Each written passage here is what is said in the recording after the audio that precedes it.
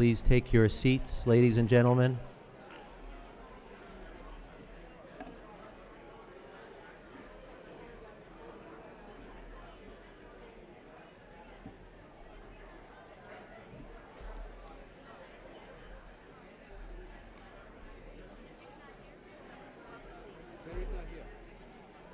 Anything I need to know about so I don't look like I don't know what's going on like I did the other night? Well, other than that, I forgot to call on John Campbell instead of you. No. I'm only kidding. Okay. I said to my wife, "Did you watch the meeting?" "Yeah, you look very confused." I said, "I was confused." Oh, we all support each other. I'm hearing rumors all over the place about reconsideration. It's not us. And I just think I found out. because if somebody knows they're going to do it, they should really let me know ahead of time. I heard I somebody. think that's only common courtesy. That was a rumor. No, it might actually be true.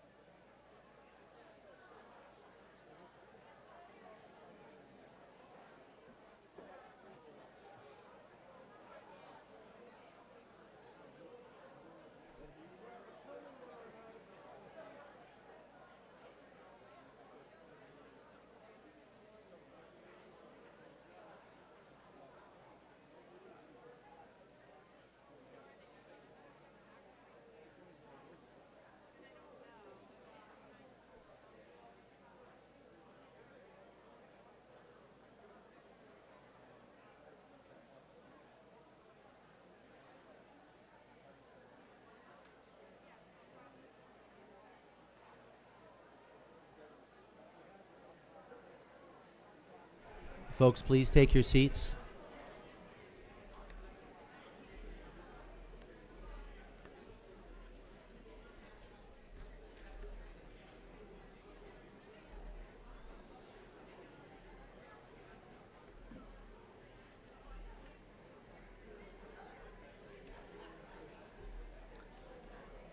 We're going to begin in a minute. Please take your seats and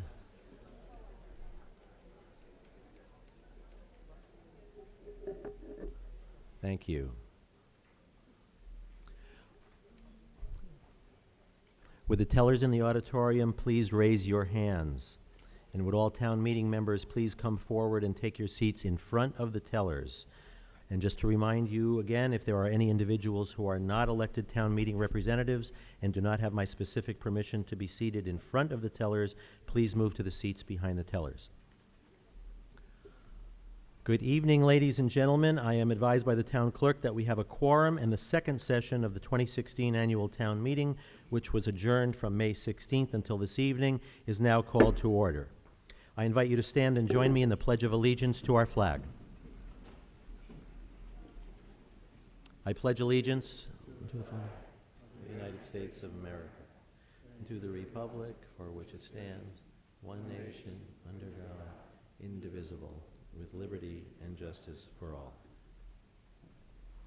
Thank you, and please be seated. I have just a few announcements to make before we begin the business part of our meeting. First, the Shrewsbury Middle School's PTO will be holding a used clothing and textile drive this Sunday, May 22nd, from 11 a.m. to 3 p.m. right here at Oak Middle School. For more information on this event, please contact Missy Hollenbach, Beth Cassavant, or Krista Dupre, who I believe are all or mostly present here tonight.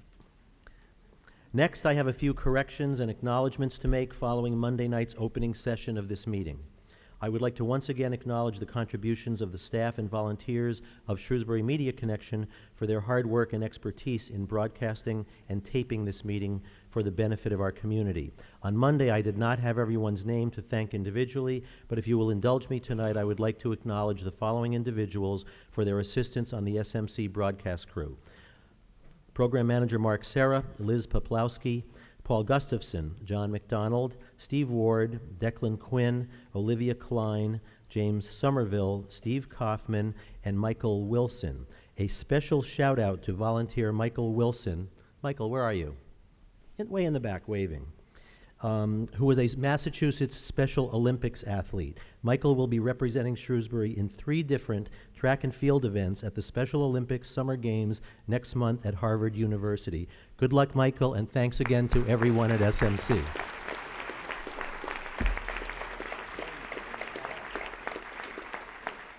Next, I want to acknowledge a member of our Finance Committee, John Masiello, who was not able to be here on Monday night, but John, are you here tonight?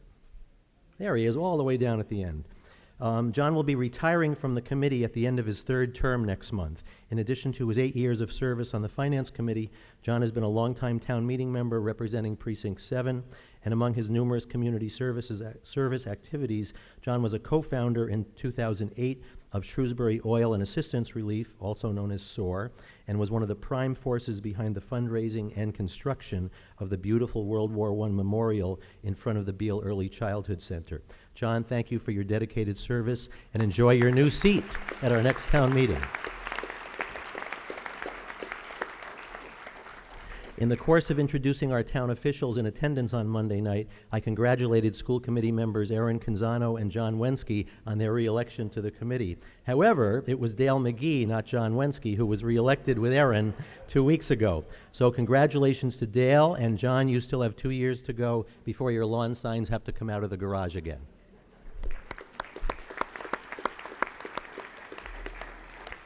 And finally, I want to correct an error I made on Monday in announcing that as of this meeting, I will be using a newer edition of Cushing's Manual for our official town meeting procedural guide and retiring the 1912 edition. The new edition is actually dated 1947 rather than 1956. But compared to 1912, it's still relatively new. Okay, that's all the announcements I have for the time being. I now call on Town Clerk Sandy Wright to swear in the newly elected and re-elected town meeting members who were not sworn in on Monday night. Okay, please stand if you're here. Precinct 4, John Wallstrom. I thought it was on. Precinct 4, John Wallstrom. Precinct 5, James Stencil, James Hugashian. Precinct 6, Francis Nugent. Precinct 7, William Shine, Bridget Maley Rubin. Precinct 9, Sharon Clark, Amita Carey. Precinct 10, Vincent Pignataro. No one's here? I guess not. Oh, okay, we have one. Okay, you can repeat your oath after me. You raise your right hand. I do solemnly swear that I will faithfully and impartially and to the best of my ability perform the duties of town meeting member in accordance with the bylaws of the town of Shrewsbury and the general laws of the Commonwealth of Massachusetts. So help me God. Congratulations.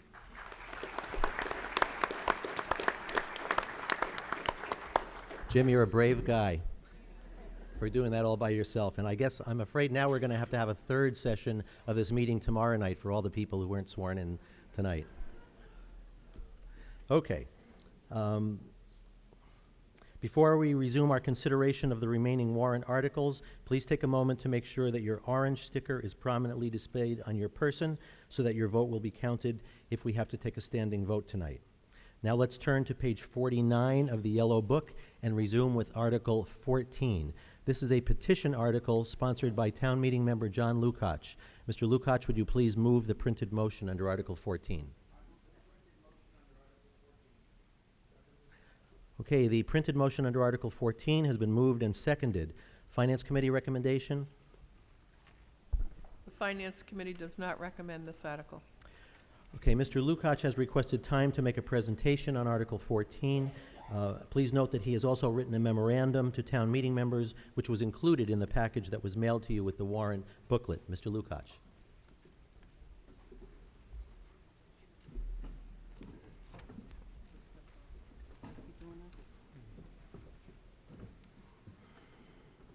Town meeting members, some town officials have questioned the legality of this article. but I am sure the town council would have advised the town meeting if there was a legal problem, and I guess there isn't. My first slide.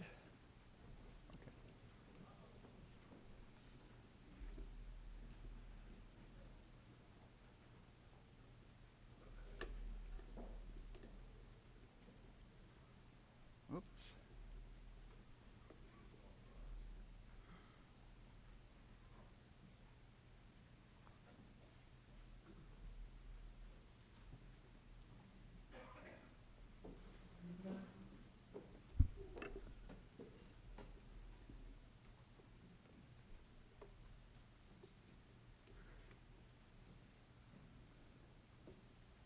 Okay. My first slide are two excerpts from the Mass General Laws. The first one supports the legality of this article. And I just want to point out that since it is legal, town officials are wrong to claim that this article would somehow violate the separation of powers, and wrong to claim that setting water rates is a policy question reserved solely to the selectmen. The second excerpt says they will fix and collect just and equitable prices and rates. So why is this article needed? Well, because current rates are not just and not equitable. Because the top commercial rate is too low to encourage more water conservation by larger commercial users. Because incorrect residential consumption reports were used to justify punitive residential rate increases in 2012 and 2015. Because water fees are a significant revenue source and are paid by almost everyone in Shrewsbury. And because water rates need more public scrutiny. And the reason for that is, first of all, there was only one poorly advertised public hearing on the new water rates in 2015. Second, the town manager's August 2015 water rate memo and exhibits did not cover important areas such as the assumptions used in setting base charges, and additional comparative data from the Tie and Bond survey on other towns' residential and commercial water rates, which the town manager used in his own presentations. And third, the town manager's analysis focuses on averages, but not on the incremental cost of every additional 1,000 gallons of consumption, which is what encourages more conservation. Now, there are two other factors besides at least two other factors that are important in setting rates. These are the two state-imposed limits on the average number of residential limit on the average consumption per person per day, and a limit on the number of gallons pumped per day.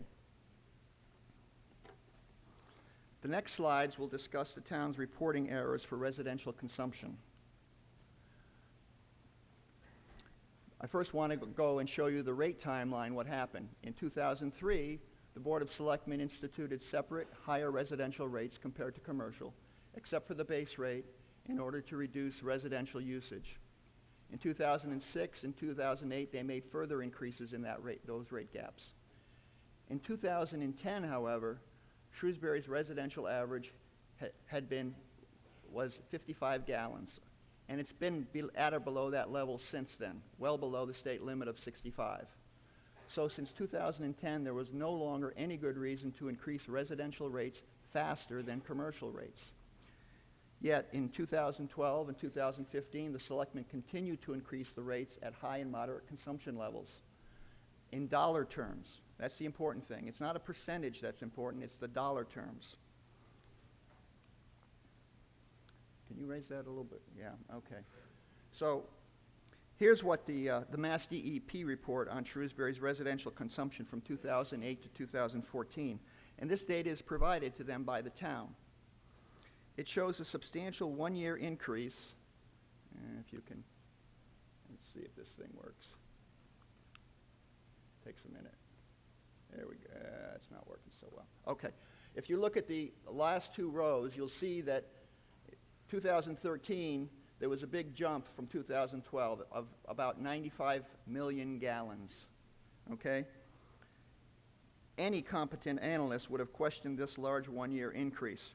And as it turns out, both the 2013 and 2014 numbers in this report are substantially overstated. And here is the evidence. Whoops. Okay. The top of this chart shows total consumption levels by category in fiscal years 2012 and 2015. The numbers are right from the town manager's August 2015 memo. After subtracting commercial consumption, you end up with the row that says less commercial. The total residential consumption showed an increase of only 1.5%, from 682 million gallons in fiscal year 12 to 693 gallons in fiscal year 15, not the 13 to 14% increases shown in the Mass DEP report on the prior slide. Page 5 of his memo also stated that residential consumption, excluding condominiums and apartments, had increased by only 0.6% between fiscal year 2012 and 2015. When selectmen got this memo, they should have immediately realized that the town manager's numbers and the Mass DEP numbers could not both be right. After several communications with the town manager and the selectmen trying to get them to acknowledge the reporting errors, the town manager finally sent me a postal letter dated April 7th with the following excerpts. And basically, as you can see from the quotes, he confirmed that my analysis was correct. Shrewsbury's average residential consumption was substantially overstated. The town's actual average residential consumption was well below the state limit. But the selectmen and the town manager have still not publicly admitted these reporting errors. Now let's take a look at the water rates in more detail. This is the historical top tier. The top line is residential, the bottom line is commercial. And as you can see, it shows a disparity of rates at the top rates, but which to a lesser extent apply to the lower rates. Note that the 2012 and 2015 rate increases widened the gap between the residential and the commercial rates substantially. But since corrected residential consumption reports would show that average residential consumption since 2010 was and continues to be well below the state limit, there was no longer a good reason to increase residential rates in dollar terms faster than commercial rates. This next slide actually shows the consumption levels at which the rates change. And as you can see, at every consumption level above 5,000 gallons, the incremental cost for an additional of 1,000 gallons is higher for a residential user than for a commercial user. And above 25,000 gallons, it is substantially higher.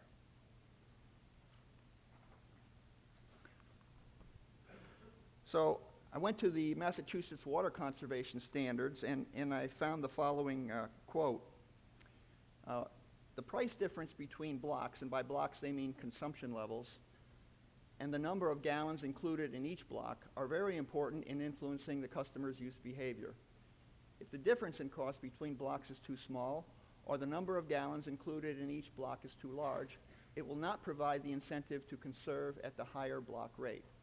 Now this comment about encouraging water conservation applied to both residential and commercial users.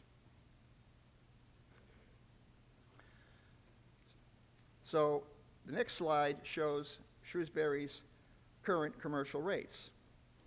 And as you can see, apart from the base charge, Shrewsbury has only two commercial rates, $3.30 and $4.30. This price difference between consumption ranges is too small to provide enough incentive to conserve at the higher rate. And second, Shrewsbury's top rate for commercial users starts at only 25,000 gallons, up to over 1 million gallons and more. So the number of gallons included in this consumption range is too large to promote more conservation. So Shrewsbury's water rates fail to promote more conservation by larger commercial users on both counts in the water standards. Whoops, tricky button.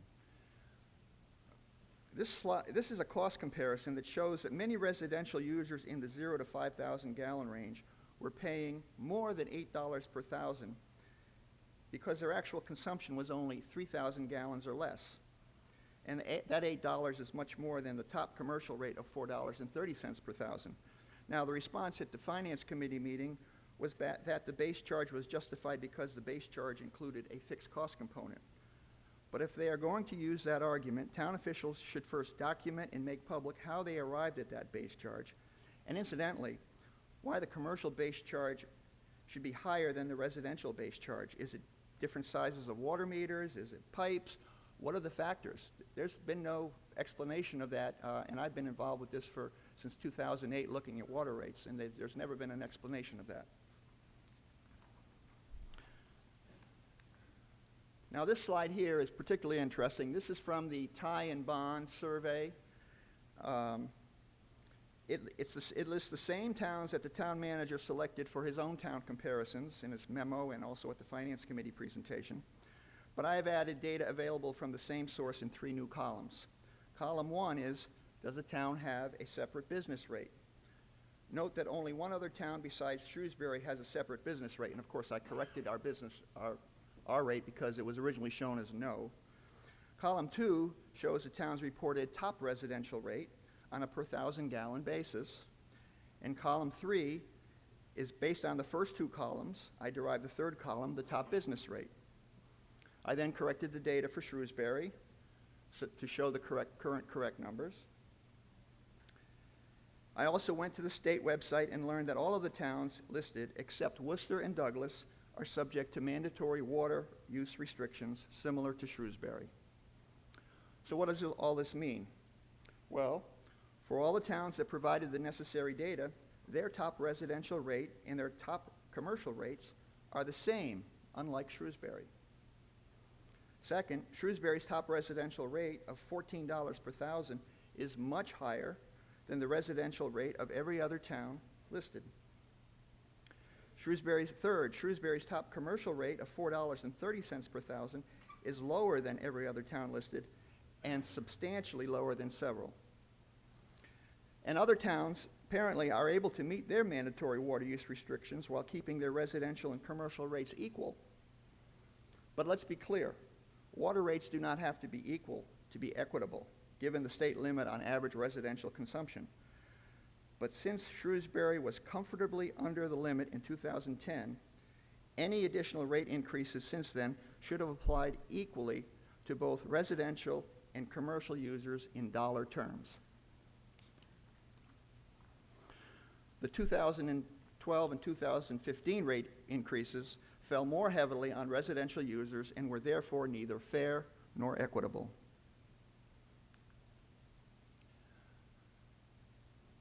This slide shows the small number of commercial users and how much water they consume relative to total consumption. Commercial bills for consumption over 300,000 gallons, but they consumed 52% of total commercial water. Now I'm going to go right on to the next slide because I was asked to provide this information relative to total consumption of residential, condominium, and commercial. So this next slide, if you look at the bottom, the top information is right off of, accumulated from the town manager's report again. The bottom is my breakout showing the commercial pieces. So you got to remember the consumption here, numbers shown here are for all residential, condominium, and commercial users. And as you can see, if you look at the bottom, you'll see that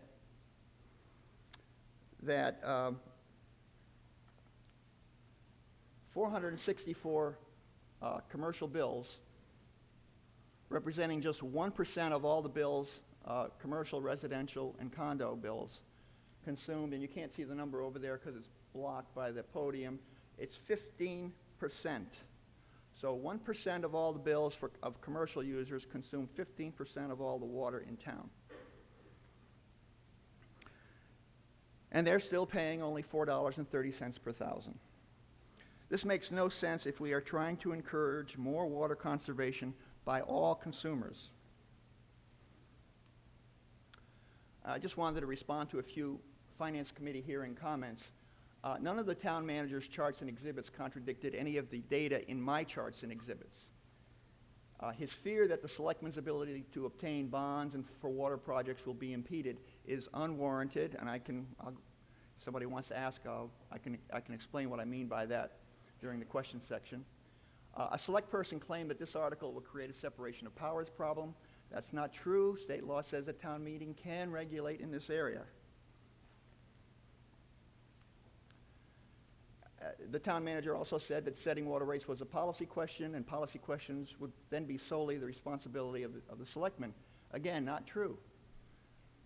The town manager's memos and presentations focus on average cost per thousand, but promoting more conservation requires one to focus on the incremental cost of the next 1,000 gallons of water consumed, as the state water standards recommend.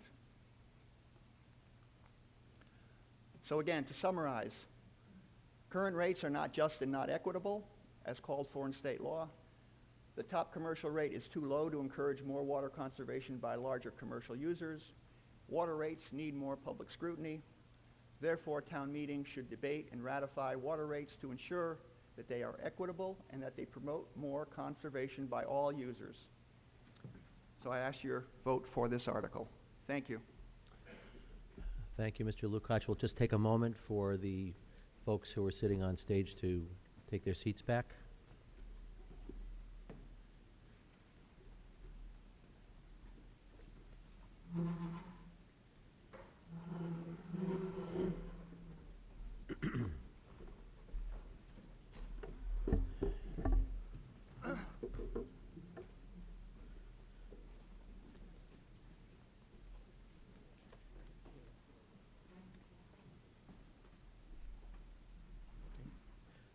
Oh, folks, just wait 1 second. Okay, Mr. Morgado. Town meeting members, have you ever heard the saying, can't see the forest but for the trees? You all heard that? You just saw a whole bunch of trees there. And Mr. Lukacs has convinced himself that several of these trees are diseased, and what you need to do tonight is burn down the entire forest to protect yourselves. That's what we got going on here right now. I have a PowerPoint ready to go, but I'm not going to use it. I've decided what I'm going to use. I'm going to use Mr. Lukacs' letter to you. If you could all take that out.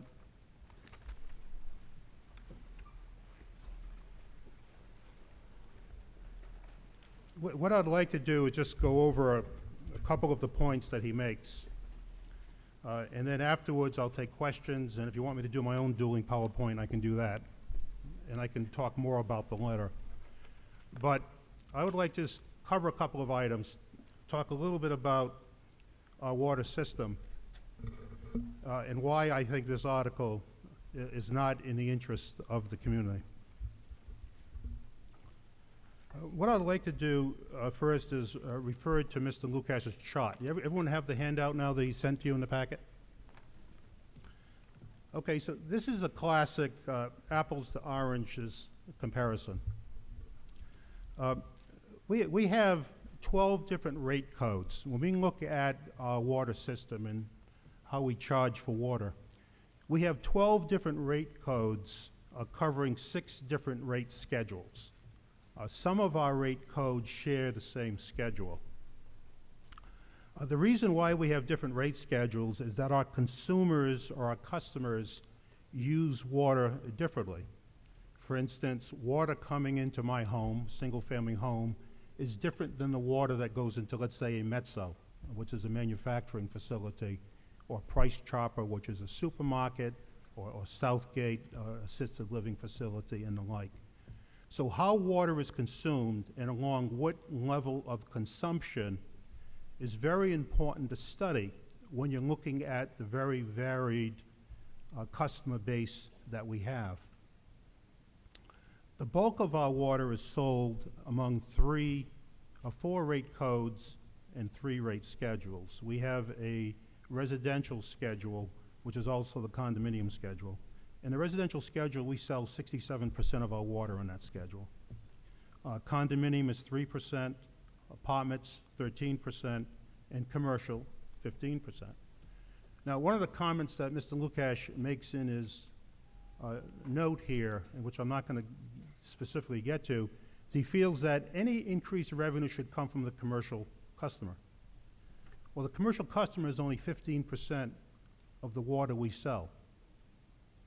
In fact, in calendar year 2015, we actually put more water to condominium and apartment meters combined than we did on the commercial sector. So if the intent of this town meeting is that the board should go after the commercial customer, you need to know that you're chasing a volume that is substantially less than the entire volume of water you're selling. In addition to the varied water users, we also have the matter of compliance. Mr. Lukash mentions that there are two primary compliance standards that are part of our Water Management Act permit that deal with rates. There are actually three, and that's the one that he's left out in his presentation. And that's the rate tier that he has chosen to focus on. The purpose of the top residential rate tier is to address the matter of non-essential water use, primarily non-essential outdoor water use, to be specific. I want to be really specific to our Water Management Act permit, which I brought with me this evening. And that is primarily lawn watering. That is the basis of the top tier. The basis of the top tier on the commercial is to sell water to our commercial customers, whose consumption of water is substantially different than the consumption patterns of single-family residences. Back in 2001, our water system was doing very, very well. Financially, our water system was in great shape. Relative to our environmental compliance, we weren't doing very well. In fact, we were pretty much out of bounds in all of the areas. So in 2001, we actually self-reported ourselves to DEP. Okay, Bob Tezesky's over here. Raise your hand, Bob. Called up DEP and said, guess what? We're out of compliance. In fact, and that began a series of discussions between the town and DEP between 2001 and 2003. And I got to say, DEP was magnificent. They understood what we were going through, because what we were going through at the time, a whole bunch of other communities were going through across the state. In a 2005 findings of fact, which was part of our permit at the time, DEP reported that the town had exceeded its permitted volume from 1991 to 2002, with the exception of 1994. So we weren't doing very well. But financially, we were in great shape. And in those days, the commercial and the residential rate schedule was the same. Now, Mr. Lukash says he's only been studying this back to 2005. Did you say 2005, Mr. Lukash? 2008. 2008. You really have to go back to 2001. And what I would really encourage you to do is I put on the Water Department website all of my rate-setting memos going back to the beginning. Because to understand where we are today, you really got to go back to the beginning and why we're to the situation we are in now, where we were in a situation where we weren't really compliant in any aspect of what we were doing, to the point now where we only have one performance standard that we're lacking on, that being unaccounted for water. So Mr. Lukash, and again, I do appreciate the work he's done. And I appreciate the fact that he reads all my memos and does all the mathematics and attends the public hearings and sends in. I sincerely thank him for that. He focuses argument on, again, the top tier of these two codes. In calendar year 2015, do you know how many bills we issued at that level? 0.75%. Okay? 0.75%. In calendar year 2015, that was 294 bills out of 38,885 bills. And that's bills using consumption more than 60,000 gallons per quarter.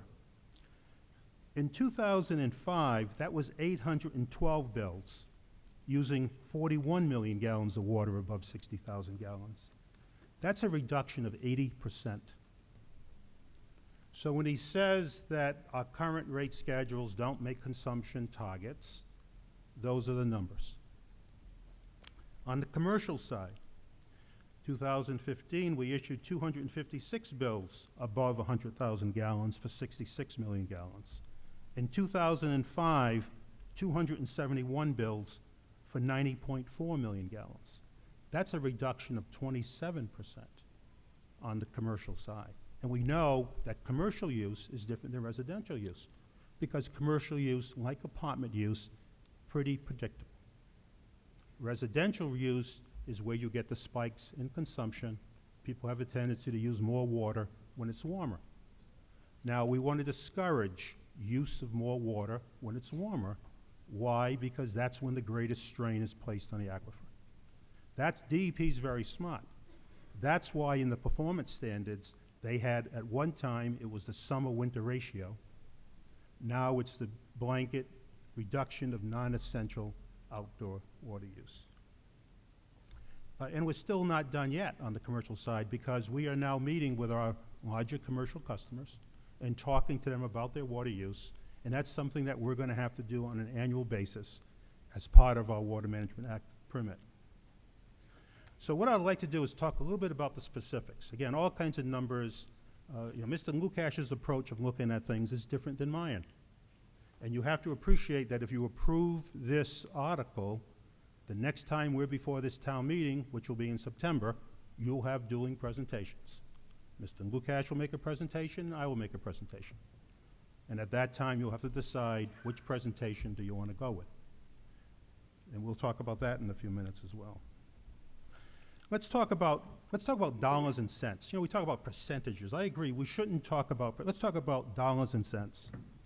If you were a minimum user in 1991, you paid $24 base charge. A minimum user under the new rate adopted by the board last summer, you're going to pay $24. Between that period, your base charge went down from $24 to $15, then to $16, $15, $19, $21, and $24. That's because back in June of 2003, when the rates were split, when the residential user was taken from the commercial, that was done not to generate revenue. It was a revenue-neutral process. In order to encourage consumption and to reward folks on the lower end of the spectrum, lower water users actually saw a reduction in their water bill. Those folks using higher volumes of water saw an increase. And that process has been continued. The commercial rate remained at the rate it was from 1991 until 2006. And it has gone up each time. Okay, each time we've had a rate increase, every commercial customer has seen an increase. If you use 25,000 gallons of water as a residential customer, you will pay $98 a quarter. If you use 25,000 gallons as a commercial customer, you will pay $106 per quarter. So what we have is a situation where the bulk of our bills, 90% of our bills are issued at 25,000 gallons a quarter or less. You see that disparity between residential and commercial. Apparently that is found to be just and equitable. Again, just and equitable is a judgment call you're going to have to make. The only way we could have the same bill for the same quantity is go back to where we were in 1991. The problem is we were consuming so much water back then because water was relatively inexpensive. See, if you want to do more of something, you make it cheaper, right? And if you want to do less of something, you make it more expensive. And what the board did is they made using higher levels of water more expensive. And they used as the break point 25,000 gallons, which is about the performance standard for a family of 5. You see the point? He showed you those two charts, right? The one going to the moon. The one going to the moon is being used by 0.75% of the bills going out the door. But nonetheless, it is having an impact by the statistics I gave you earlier, an 80% reduction. So let's talk about the nature of how water is consumed. Because when you're looking at rates, you're looking at the financial implications, but you're also looking about what is the demand it's putting on the system. So let's talk about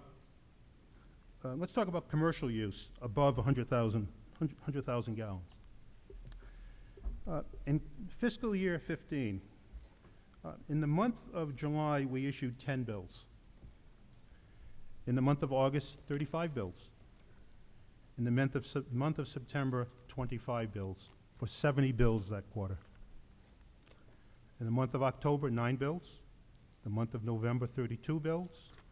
The month of December, 27 bills, 68 bills that quarter. The month of January, 8 bills. The month of February, 33 bills. The month of March, 19 bills, 60 bills per quarter. Are you seeing a pattern here? Month of April, 18 bills. The month of May, 17 bills. The month of June, 21 bills, for a total of 56 bills. Again, 70 bills first quarter, 68 bills second, 60, 56. A baseline. Okay? We're in the water business.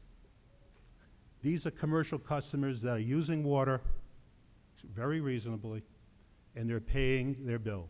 And they're also using water steadily during periods when the aquifer is in much better condition.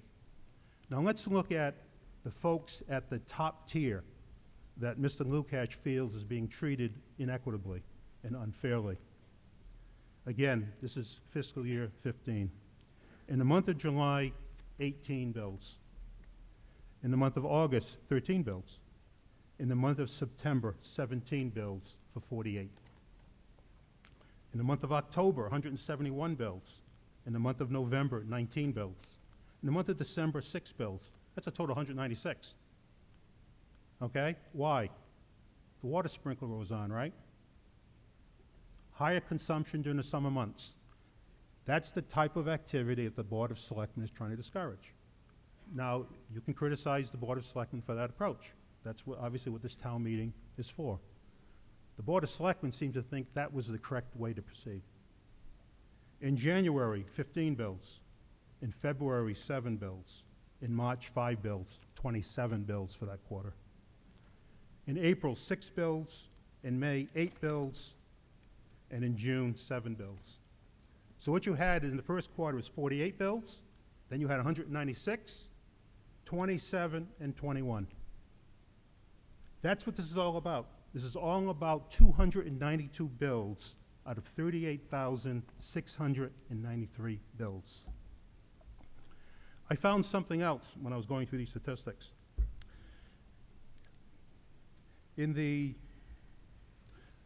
month of October of 2015, these are bills that were issued in October, so that's covering the period of the summer. In 2005, we issued 481 bills, and the consumption above 60,000 gallons was 14.9 million gallons. Okay, 14.9 million gallons. In 2015, it was 133 bills with a consumption of 2.6 million gallons. 14.9, 2.6. The policies adopted by the board have worked exactly as proposed. Commercial, 13 bills in October, 12.2 million in 2005. In 2015, 11, 7.7 million gallons. Again, a reduction of 27% during that period.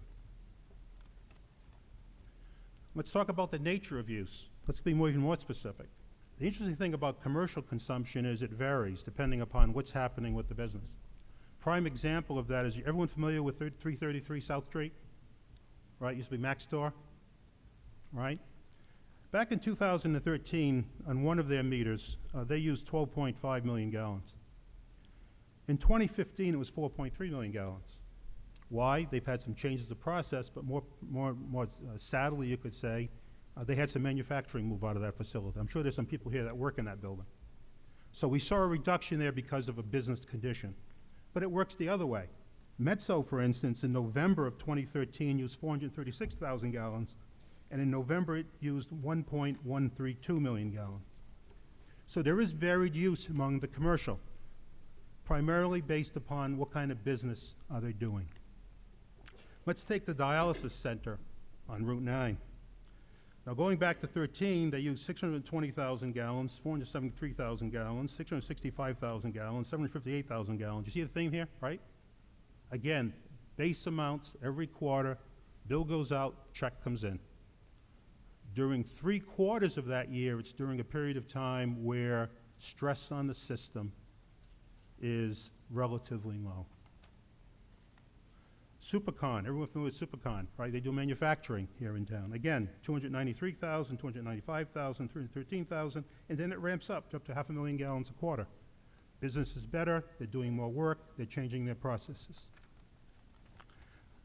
Let's look at the residential use. Let's pick, I'm not gonna give the names here, because these people have used their water, they paid their bill, they're free to use the water, and I don't want to demonize these folks. So there's not gonna be any names here. So you're all safe. Anyone here that may be in that list is safe. Let's take one of this person, 26,000 gallons a quarter, 57,000 gallons a quarter, 141,000 gallons a quarter, 42,000 gallons a quarter, 30,000 gallons a quarter, 29,000 gallons a quarter, 159,000 gallons a quarter. You see the theme? In September 15, 159,000 gallons of water.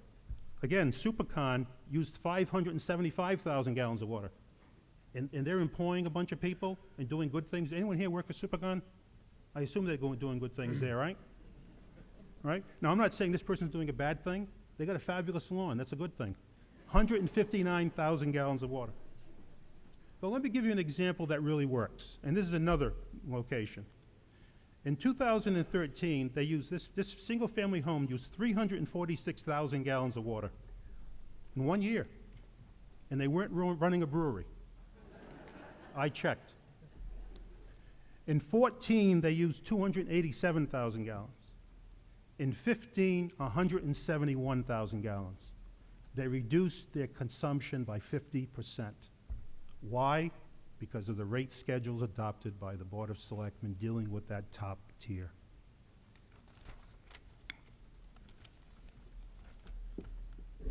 Going back to again, I'm only going to do 2 more of these because I know I'm boring the hell out of you. What I'd like to now do is, if you go and take Mr. Lukash's line, I'm not making fun of Mr. Lukash. I apologize if anyone gets that attitude. I'm not doing that.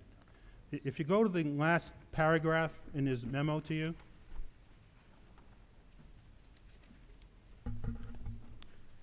he says, in summary, there are 3 primary objectives for setting water rates. They should be just and equitable. Residential consumption should be significantly below 65-gallon state limit, and total daily pumping should be reduced. Okay? Again, this is a fundamental disagreement between the Board of Selectmen and Mr. Lukash. The Board of Selectmen believes that the single primary objective of setting water rates is financial sustainability. Okay, we're in the water business. Okay, that's what we need to consider. Are we financially sustainable? Because if the water utility isn't, it'll become a draw on the general tax levy. Now, a secondary and very important objective is, of course, of our rate structures, is to influence customer behavior to assist in meeting our regulatory compliance standards and our regulatory compliance objectives. It's a 2-dual purpose, but primarily we are in the water business. So if you're looking at Mr. Lukash's tests of what water rates should be, okay, they should be just and equitable, which they are. He admits that the 65-gallon standard is being maintained, and total daily pumping has been reduced. Back in 2005, we were pumping 3.8 million gallons per day. In 2015, we pumped 3.6 million gallons per day. We had an available capacity between what we were pumping and our limit in 2005 of about 0.1 MGD. That is now 0.75 MGD based upon our reduction in pumping and the additional capacity that we have been granted through our newly issued Water Management Act permit. By the way, back in 2001, the glory years, remember I talked about the glory years? We did 4.17 million gallons a day. And all of this is the result of education, okay, water conservation efforts among our residents who have been spectacular. Okay, we all have browner lawns today than we did back in 2001. Can I agree? We all get an amen on that? Right? But it was the rate structure. People understood that if they used more water at the higher levels, it would cost them more. But the higher levels kick in above what the board considers to be what you would normally assume to be your essential water use of your home. I think the performance standard for 60,000 gallons or up is a family of 10. Okay, so when we set that very high number, actually the board moved it from 50 to 60,000 gallons, to a great extent by objections raised by Mr. Lukash in previous rate. This isn't our first time around on this, by the way. You probably have guessed. We're going to take this on the road soon. Okay? The board moved it from 50 to 60,000 gallons because they wanted to take out the possibility that we could have family consumption in those areas. So using his test on his page, bottom of his page, the board meets all of them. Well, I could use some water right now. Could you give me some water, do you mind? Wow, I'm sending the chairman of the Board of Selectmen for water. Am I special? What I'd like to do is, if you go to the front page, first page, again, he talks about the general laws, and then he talks about what's wrong with the system and what's wrong with the Board of Selectmen's done. And then he has this sentence that says, since the water commissioners haven't corrected these problems, town meeting should. So what, excuse me, what did we pay for that? No. So what Mr. Lukash is suggesting is that it's the role of town meeting to correct the Board of Selectmen. Town meeting members, how would you react to a proposal brought by the Board of Selectmen that you adopt a bylaw or a home rule petition that would allow the Board of Selectmen to correct town meeting? Something like, if the town meeting were to pass a bylaw over the objection of the Board of Selectmen, that before it becomes effective, they'd have to vote on it. Could I get a show of hands as to how many town meeting members would agree to that? I didn't think so. See, this isn't a question of can you do something. Again, Massachusetts general laws are wonderful. I mean, the ability, the access that the public has to government and the town meeting form of government is remarkable. 10 signatures allows you to bring a matter like this before the town meeting, and the powers of this town meeting to legislate are extraordinary. Something that other citizens in other parts of this country can't even comprehend. It's not a question of can you, it's a question of should you. See, we have a separation of powers for a reason. Our system of government, legislative branch, executive branch, requires cooperation, not domination. Good example of this is what happened on Monday night. This town meeting adopted a bylaw that the Board of Selectmen did not support. And what did you hear from the stage? Did you hear, oh, this can't be done, we can't do this is going to be too hard to do? No. What you heard was, you vote it, we'll make it happen. That's cooperation, not domination. For every action, there is a reaction. How do you think this bylaw, if adopted, will affect future rate setting in the future? How will the rate setting process be done? How will this bylaw affect the financial sustainability of the water utility? How will this bylaw influence our future bond offerings? I'm not saying stop them. Mr. Lukash, no, we always have access to money. But what do I tell Moody's when I talk to them next month, when they question me about our various franchises and where we are with the board relative to their willingness to make sure rates keep pace with expenses? How will this bylaw affect next September's town meeting? When the Board of Selectmen will come to you with a request for you to authorize a bond issue, $13 to $14 million to make improvements to our water treatment facility. How do we handle that in the context of the rate increases necessary to make that happen? I know what my approach will be and what I will be advising the Board of Selectmen, but we really need to think a whole lot about what happens when we get into the situation where, in Mr. Lukash's words, town meeting has to correct the Board of Selectmen. Town meeting does have an important role in rate setting, even without this bylaw being adopted. The most important power of the legislative branch in the American system of government is the power of the purse. If funds are not appropriated, then rates don't get adjusted. You can say no to any point in time you're dissatisfied with any aspect of the water operation, including rates. You have the power of legislative oversight. Before any expenditure, you can inquire of the board, how will this expenditure affect rates and in which manner? And if you're dissatisfied with that answer, you have the ability to withhold those funds. You have the ability, as Mr. Moss showed us last year. Mr. Moss here?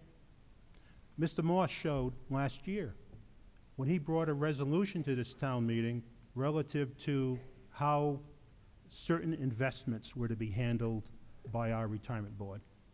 He didn't bring a bylaw or a home rule petition. It's not, again, not a question. No one ever denied that this town meeting can't do something. Not a question of can't, it's a question of should. He didn't bring a home rule petition that said, you know, before the retirement board makes an investment, they got to come back to town meeting and get town meeting to approve it. Okay? He brought his resolution and he brought sunlight to the question, and it was fairly and fully discussed. I applaud that kind of activity. I applaud what Mr. Lukash has done here tonight. This proposal isn't legislative oversight, it's backseat driving, with a potential of 240 town meeting members reaching for the steering wheel at the same time. The Board of Selectmen has the ultimate responsibility for this water system. When you get up in the morning and turn on that faucet, it's the board's responsibility to make sure water comes out of that faucet. It's the board's responsibility to make sure that water you drink is safe to drink. It's the board's responsibility to make sure that there is a proper capital plan in place so that the system is able to continually improve itself. It's the board's responsibility to make sure that this system stays within its regulatory compliance. And it's this board's decision and responsibility on matters of finance and matters of rate setting, because rate setting is what makes it all go round. Rate setting isn't something you can do by coming into a hall like this, watching, maybe getting a report, doing PowerPoint presentations, and then making a decision. Those of you that do pricing professionally, like rate setting, is something you do daily, something you do weekly, something you do monthly, it's something you do quarterly, it's something you do annually. It's a continuing process. Mr. Lukash doesn't feel that my memos are clear enough. There isn't a community in the state that has a more transparent process of rate setting than Shrewsbury. Because how else could Mr. Lukash tell me I'm wrong? Right? It's all there.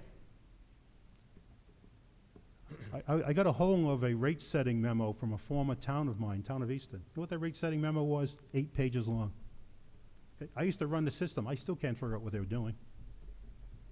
Okay? It's all there. But it's more than just the rate setting memos. It's the countless reports and interactions and discussions that take place throughout the period leading up to the rate setting process. That's why I had asked, we need to go back to 2001, not 2008, 2001. So it's something you do constantly. It's many data points, okay? It's not individual trees, it's an entire forest. Now, if you'd like, I can do my PowerPoint, I can do more from Mr. Lukash's memo, I can go through each one of his slides. However you want to proceed, I'm here at your disposal for as long as you'd like. Mr. Moderator? Excuse me, Mr. Lukash, although I would like to have town meeting members given the ability to start asking questions and receiving answers. I'm going to allow you some additional time. If you would like to make any specific responses, not just for the sake of Understood. equal time, but if you feel that there are some points that you'd like to make before we open it up to questions from town meeting members. Yeah, Go ahead, and please, no editorial comments regarding prior speakers, just please stick to responding to any points that were Sure. raised. I understand. I would just point out, Mr. Moderator, that you limited me to 15 minutes, but evidently town manager Like I said, can speak Mr. unlimited. Lukacs, please, I'm allowing you some extra time to Okay. speak. Please take advantage of that time. Okay. First of all, I've never said that water rates should go up exclusively for the commercial rate, for the commercial users. I didn't say that. I used that as an example, the second last paragraph on my second page. I just said using that as an example. I didn't say they should be that way. I was just pointing out to people how much money could be generated by increasing the commercial rate, the top commercial rate, up to the level of the second highest residential rate.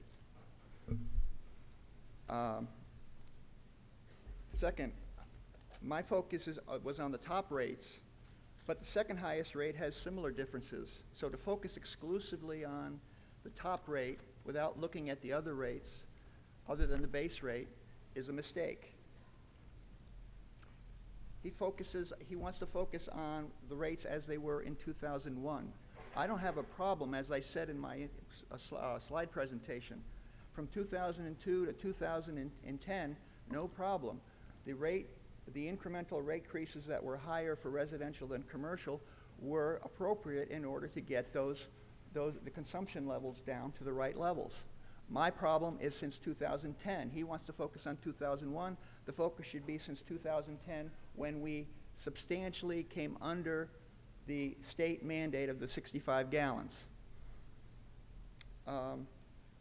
And the other thing about the 10%, the 10% of the people, only 10% consume more than 25,000 gallons. Well, I'm sorry, but that incremental cost to them, they have to be concerned about every extra 1,000 gallons of water they consume. Why shouldn't a commercial user have that same concern and have to pay at least the same amount of water for amount of money for that additional water as a residential user?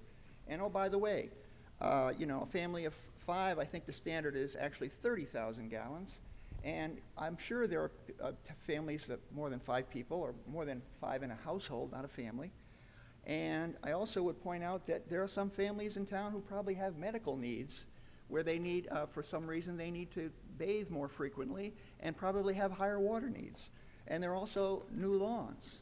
And every once in a while, there's a major water leak, a water break that happens on a person's property, and for that period of time, they spend a lot of money. And I remember there was within the last few years, someone came to the selectmen asking them for relief, and they were denied. So there are these kinds of situations, and it's not just a few people. There are only a few people in the top rate, but there are a lot of people in above 25,000 gallons who are negatively impacted by those rates relative to the commercial rates. There would not be dueling presentations at the special town meeting about rates if the selectmen were to take into account some of the things I've said, and we could have a discussion about it at town meeting. If nothing else, this particular discussion tonight has shed a lot of light on what I'm sure a lot of people in the audience knew nothing about in the past. So it's not about the 292 bills he was talking about, which is the number of the highest residential consumers. It's about all people, especially the people above 25,000 gallons consumption.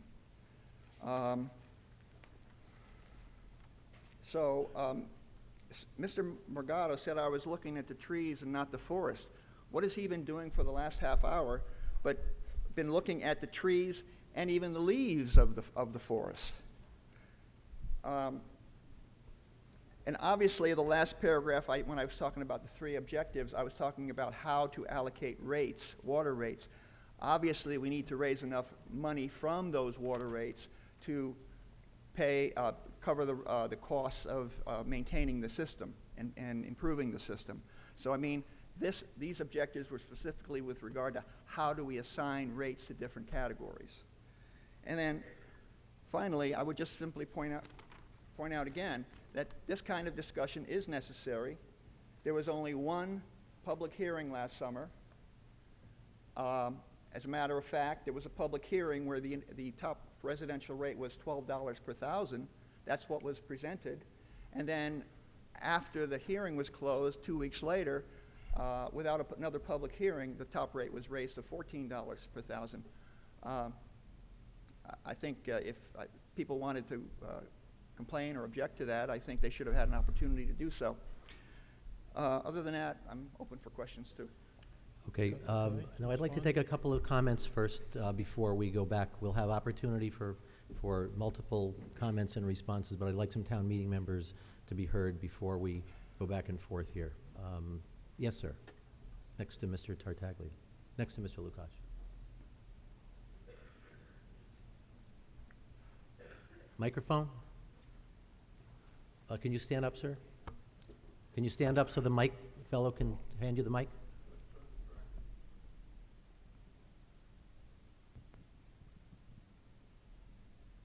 Hi, Rick Nickel, Precinct 4, a little nervous. Two very thoughtful and analytical men. I don't see any need to have personalities involved here. All I heard Mr. Lukacs say tonight, and this material was new to me. The first I heard about it was in the presentation and in the mailing. But all I heard Mr. Lukacs say tonight was that there are guidelines for setting the rates that were used by the selectmen and the board. And those rates are based on data that was collected, and there were errors in the data, and so the guidelines were used improperly because of bad input. And it's nothing personal, and all of Mr. Lukacs is saying, I believe, is that as a legislative body, as a deliberative body, that we provide oversight to the executive. And that's what legislatures are for. He's not trying to set policy. He's just saying that if you want to raise the rates, bring it to the body and let the body approve it, ratify it. That's it. Is that a correct assessment of your presentation, Mr. Lukacs? Exactly. We're not asking for Excuse me, Mr. Lukacs. Oh, sorry. Please, wait for Thank you, the Mr. opportunity to respond. Thank you, Mr. Morado. I don't have a follow-up. Okay. Mr. Morgado, you wanted to respond? First off, I didn't want to get into an argument, Mr. Lukacs, okay? The ASR data that he put up, okay, wasn't used in the rate setting process, okay? I did not want to get into this kind of situation, okay? There are other aspects of this that I could get into that I'm not going to, because it's not going to help the discussion, because Mr. Lukacs and I are going to do business with each other for a while longer. If you're suggesting that the town meeting, okay, takes precedent over the Board of Selectmen, that's a right that you have, okay? It just violates the essence of the American system of government, okay? You're asking for the ability to tell the Board of Selectmen an executive decision they've said is wrong, okay? That goes against everything that our system is designed to do. And I would further say that if we're going to do that, then what about other rate-setting processes?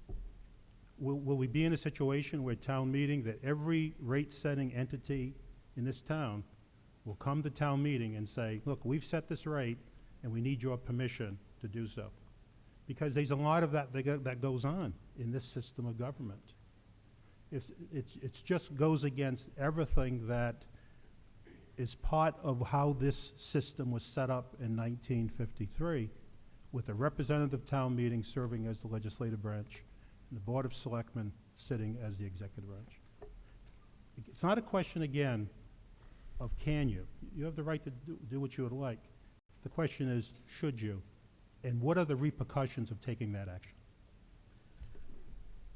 Further questions or comments? Gentleman in the green shirt?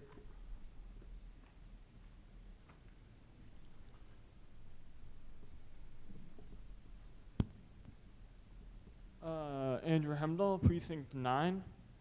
I read through the basic synopsis of the article, and I'm looking at it and I'm going, and it says that town meeting would do changes to the water rates. And I'm looking at it and I'm going, I don't know how this works. I'm not sure how many people here in town meeting have a good detailed understanding of how this works. And more to the point, the text of the article doesn't change the rates at all, it just changes who decides the rate. And in my opinion, I'm not sure about other people here, but I don't know how to change that. I don't know what makes a rate good or bad or unfair. And that's why we elect people like to manage that, because they know how to do it. I don't. I don't have the experience doing with changing rates or whatever. It's not what I do. So I don't know how just changing hands solves the problem. It just gives the problem to someone else and doesn't really do anything to it. So, yeah. Further questions or comments? Mrs. Deering?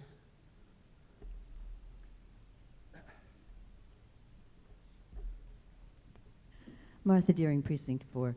Just to kind of elaborate on what you had just said, I heard two completely different points. I heard that, yes, there's an error in the data, and if there is, yeah, we bring that to somebody's attention and it gets corrected. But that does not seem to me to be a reason to change the rules. I mean, how many people in this room actually read every single word in the town warrant? Every word. How many of you are going to want to read all the government regulations that go with this? I've sat on a number of town committees and I've had to read through a lot of government regulations, and they're not easy to get through and they're not easy to understand. And when we're dealing with stuff like this, not only do we have the government regulations, we also have the actual data from the town, the costs, not to mention the fact that we are in a worldwide water crisis right now. Let's save as much water as we can. God knows we don't want to be a Flint, Michigan. We have a group of people who are doing a very good job. The water quality in Shrewsbury is extraordinary, always has been, and it's because of the work that they're doing. Our job is to double check it, yes, and I really appreciate the work that Mr. Lukash does. He does this all the time, and he does an enormous amount of work. And periodically, he comes up with some stuff that I actually agree with. I just don't happen to agree with this one. Further questions or comments? Mr. Campbell?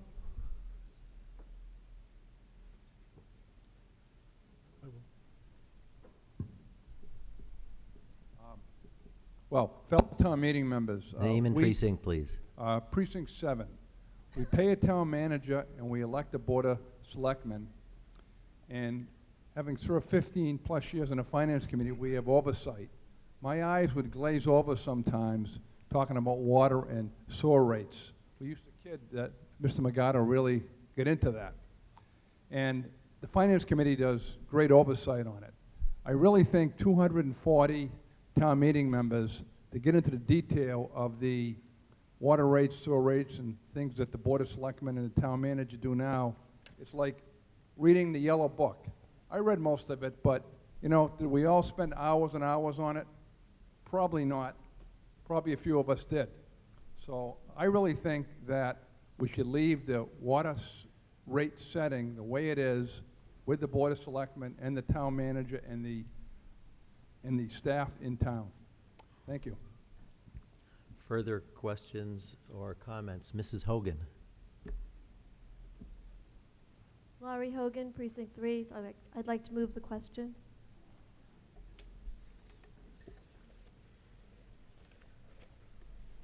Okay, a motion has been, for the previous question has been made and seconded.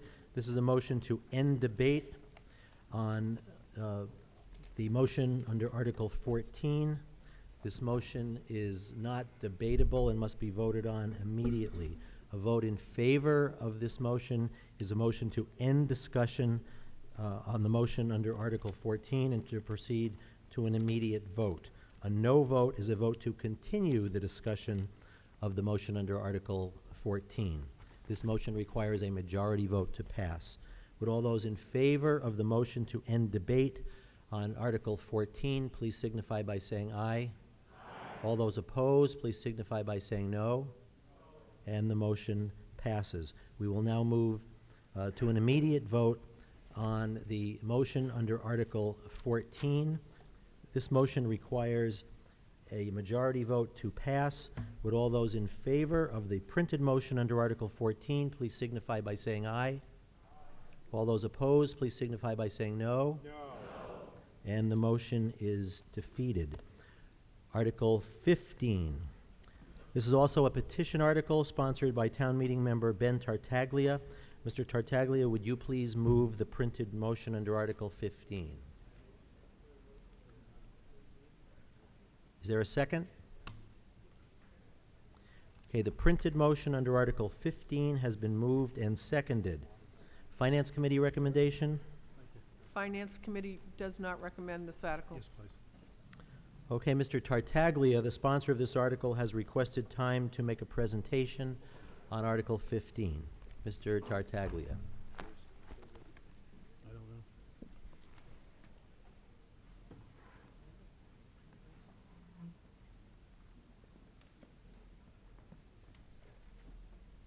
Thank you.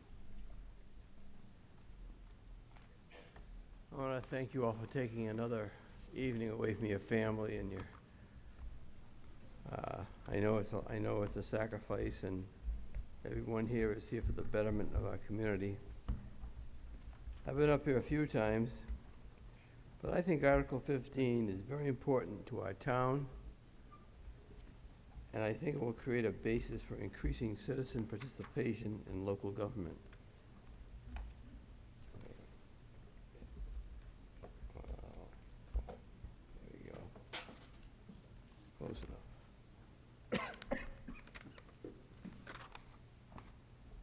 The basics of Article 15, it's a little redundant here, but basically what it says is elected officials may serve 2 consecutive terms in the same office, then take a hiatus from that office for 1 term, then serve, if they want to, another 2 terms in the same office, another hiatus, then 2 more terms, and so on indefinitely for an unlimited number of terms.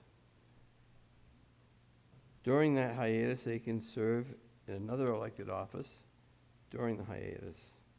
And the town meeting members are exempt from this article.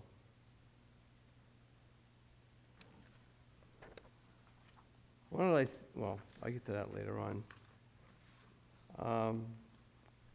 This is basically a way to open up opportunities for the citizens to serve in office.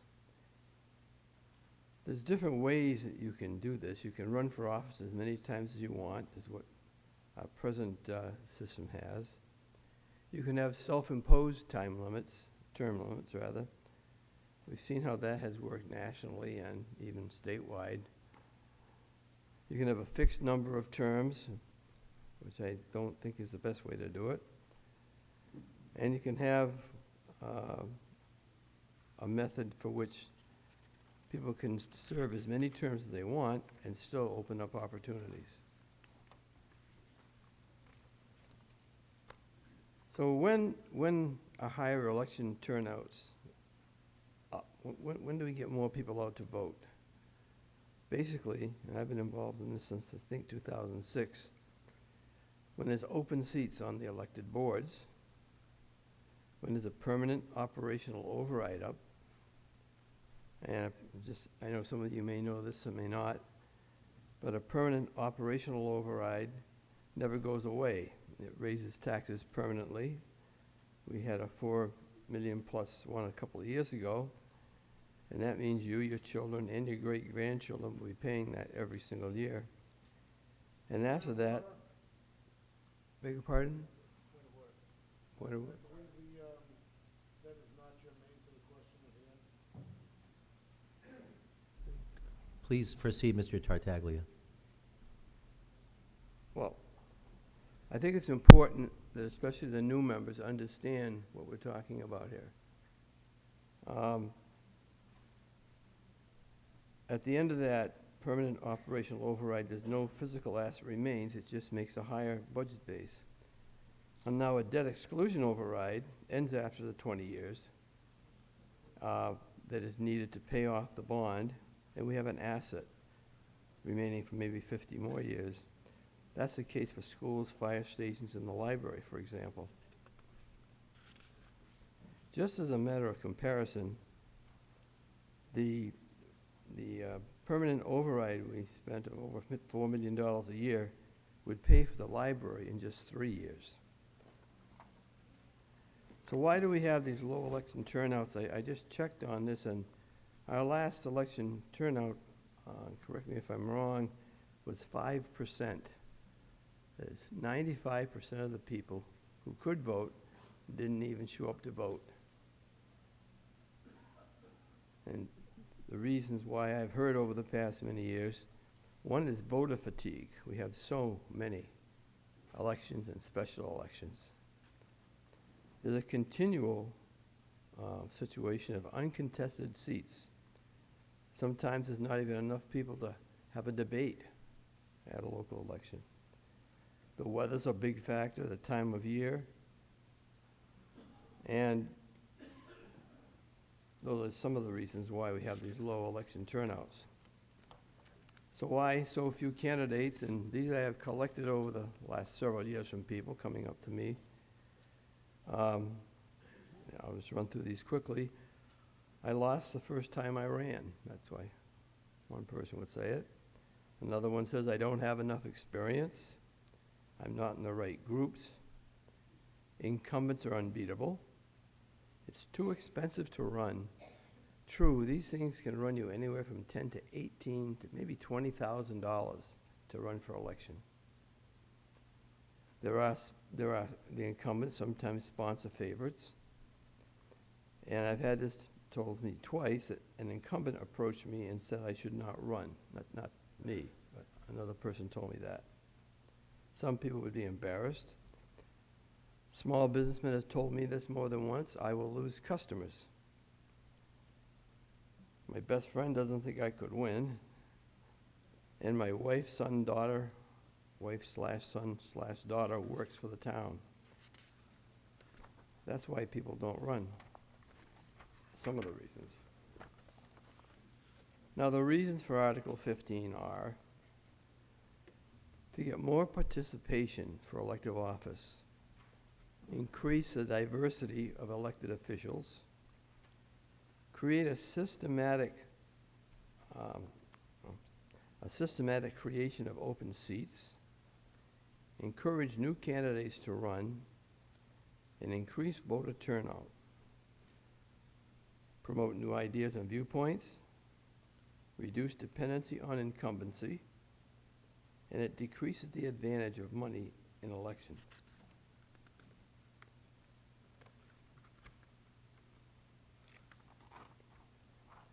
Now, the reasons against the article is that Shrewsbury is a well-managed town. That's true in most cases. I think that's true. But I believe there's always a way to make it run a little bit better. The second reason, the lack of candidates for elective office, and we already talked about why you don't have those. One comment made to me was that lesser candidates may get elected. How will we know how much less they are? But I think that's a bad attitude, that you shouldn't have more people running because they may not be the best candidate. Another one is a loss of an incumbent's experience. And we have some really talented and smart and experienced people. But I don't think any of them would stop serving the town of Shrewsbury if they lost an election or didn't run for a particular time. I think it's in their blood. Even the ones that I disagree with politically, sometimes they can't help themselves but want to help. So if they lost their position, they would go and keep on helping the town. In fact, I think it would be great for a school committee member that's been on for many years to sit in a selectman's seat and see the other side of the problem. And I think it would be great for some long-serving selectmen to sit in a education seat and say, wow, I didn't have any idea that happened. I think that's good, basically. I think it makes a better person of everybody around. And there's another argument against it, is that elections are the best way to limit terms. But being involved with this for a long time, and I know many of you have been involved too, that's not so. You know, you can have the best idea, you can, you know, but elections, basically it's the money, the time, and the name recognition. Those are the three things. The only time you get something different than that would be if there's a confluence of an idea, the frustration of the voters, and somebody willing to run for office. I remember when I ran the second time for selectman, the first time I got beaten, and the override got defeated. The second time, there were 7 people running for the open selectman seat. It was 7. And I was fortunate enough to win that time. There were 7 people out there. Lots of ideas, lots of opinions, lots of people fired up, and a really big turnout. And I've forgotten the number of people, but I think it was up around 45 or 50% that came out for that. So the more people you get running for office, the more participation you get. Now, how would you do this? I mean, how, you know, let's say, and you know, it's up to you guys to decide. Let's say you say, yeah, let's do it. You've got to figure out some way to transition out of how we're doing it today to, you know, to the future. But I remember back a few years ago, we had a we had an election where all of the town meeting members were up for re-election. And we took the top third of the vote recipients, and they got 3 years. The second third got 2 years, and the bottom third got 1/3. Sounded pretty fair, pretty clean, totally open. Anybody could run. I felt that was a really good election. So, you know, we could do something similar to that. And my suggestion is that, because I know the Board of Selectmen and the school committee are the best, you take the top 2 for 3 years, the next 2 for 2 years, and the last one for 1 year, and anybody can run. Everybody has to stand for election. That would give the greatest variety and the most, I think, the highest turnout you're going to see for a long, long time. All the seats would be open. So the benefits of this are it would have regular open seat opportunities. Every year, there'd be some people that would be taking their hiatus, and other people could be running for that seat. There will be many more candidates. Citizens running who never ran before would have an opportunity to run. There would be more diverse debates. I think the last 2 years we've had no debates at all. And that's because, well, one was canceled and there was no reason to, you know, the other two people were going to get elected anyway. I think there'd be a higher turnout with these changes. And Shrewsbury will have a systematic infusion of new and familiar faces on the boards. So that's about it. I think it's time for a change, and it's up to you. I'll be glad to take any questions. Thank you. Thank you, Mr. Tartaglia. Questions or comments regarding Article 15? Mr. Adler.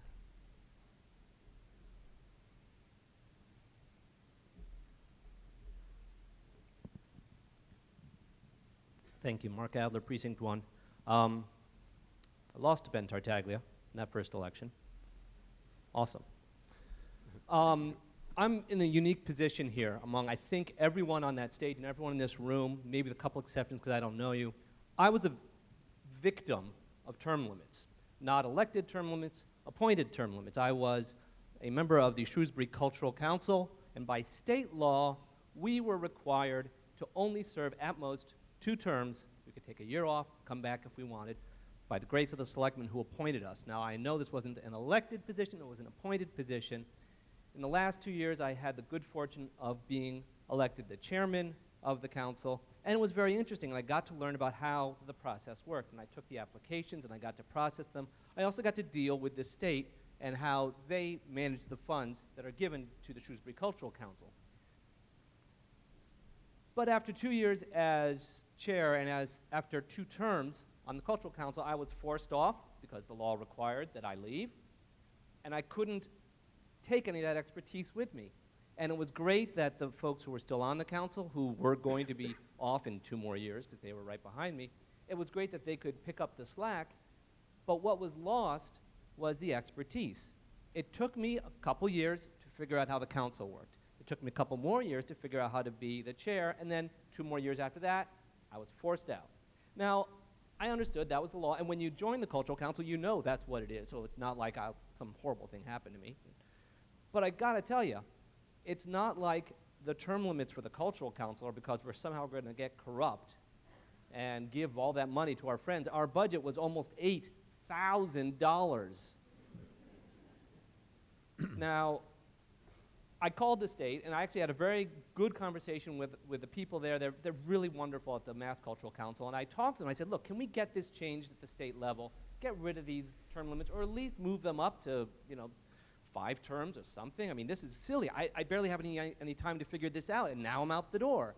And they said, well, we think it's for the best. We think that this is how it should work. And then I turned around and I said to her, what's your term limit? She said, oh, I don't have one. I'm just an employee. I just work here. So that got me thinking. The real problem I have with term limits isn't about getting new blood in. Maybe the blood needs to be refreshed, maybe it doesn't. But that's not what this is about. This is about expertise. This is about the skills needed.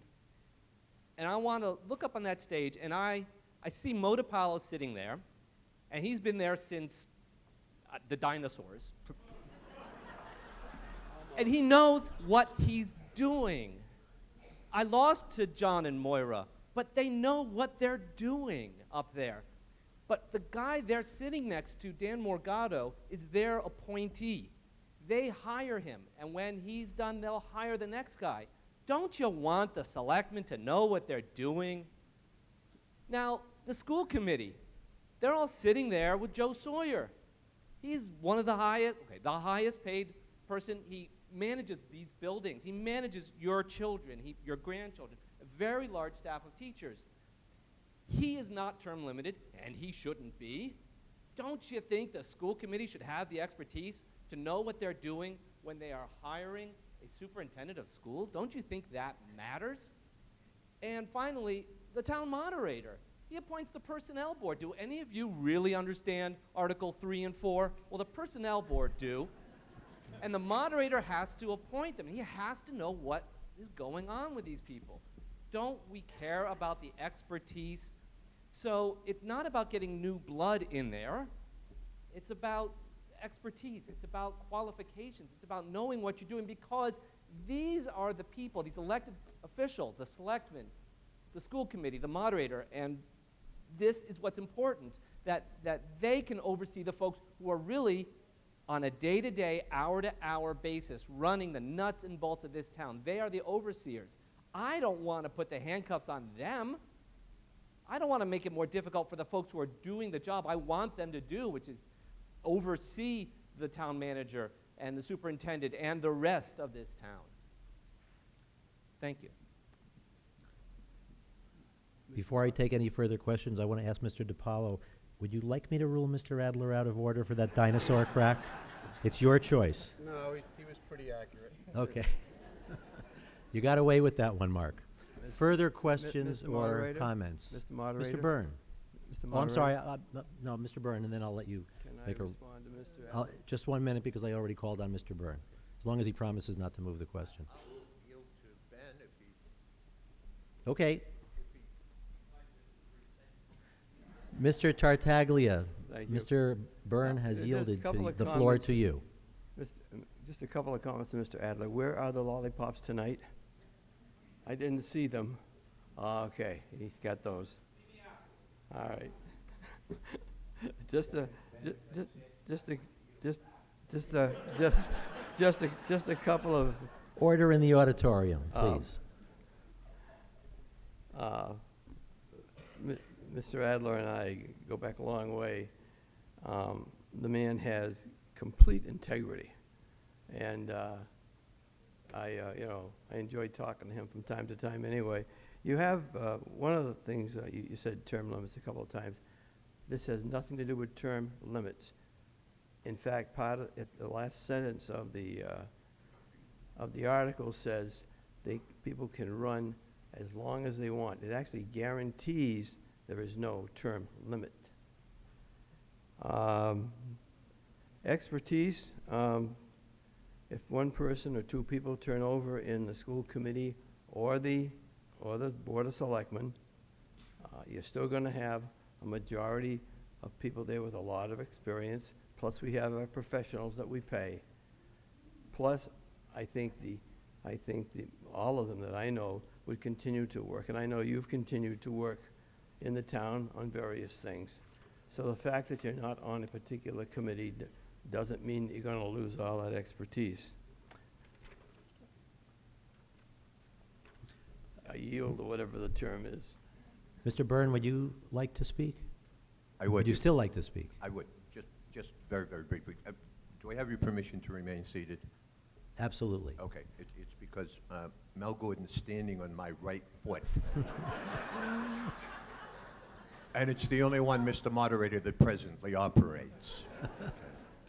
I agree with I agree with I have Mr. one too. Taglia. I think there should be term limits. Specifically, the position of moderator should be limited to 35 years. Sounds reasonable. Just a slight pump to what Mr. Adler said. For the number of years, Mr. Moderator, that I appointed the Finance Committee, and that you're probably having the same reaction to it. I can remember taking folks and saying, "Would you folks like to be on the Finance Committee?" And I said, give it a shot. If you like it, fine. If not, after the term, you can the rest of it.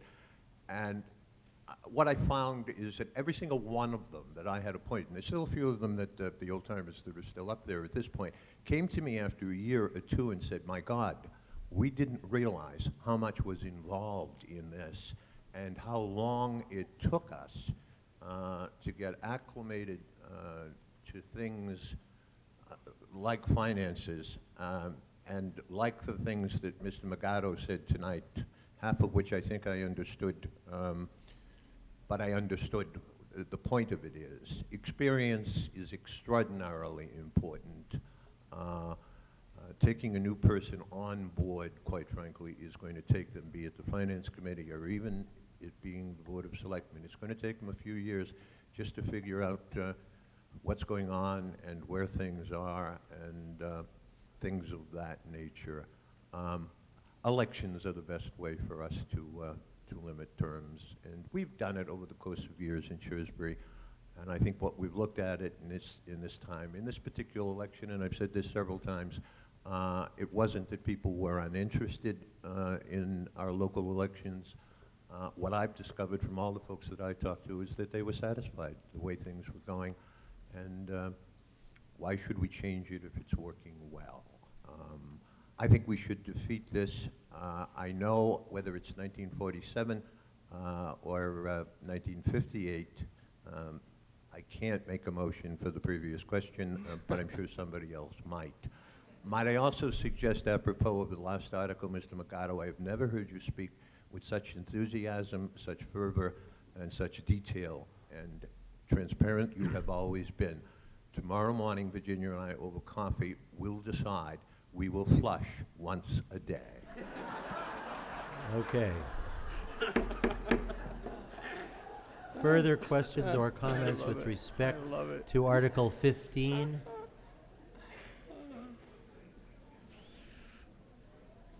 Folks, Mrs. Petrucci.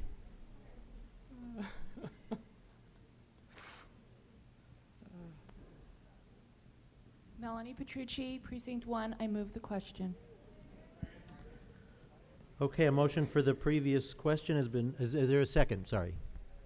Motion for the previous question has been made and seconded. This is a motion to end debate on the article before us. Once again, this motion is not debatable and must be voted on immediately.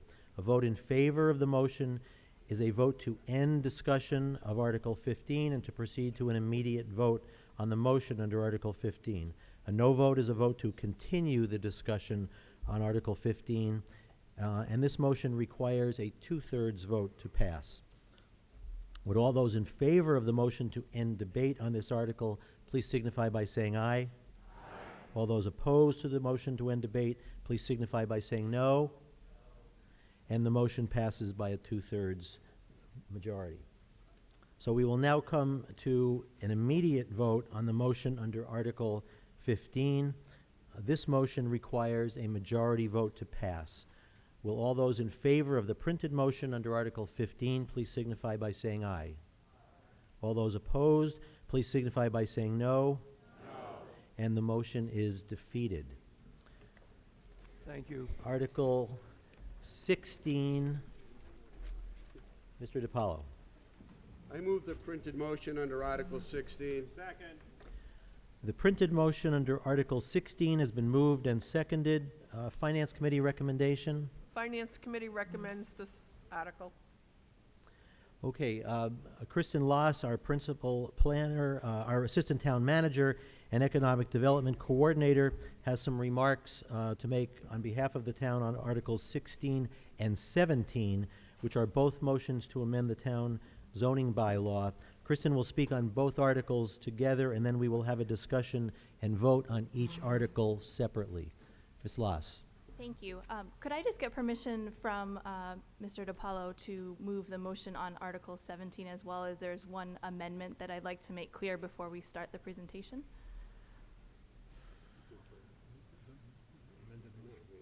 Yeah, I'm not sure we can have two motions pending at the same time. You can talk about your suggested amendment to Article 17, but I think we're going to have to wait until we act on Article 16 officially before we can officially amend Article 17.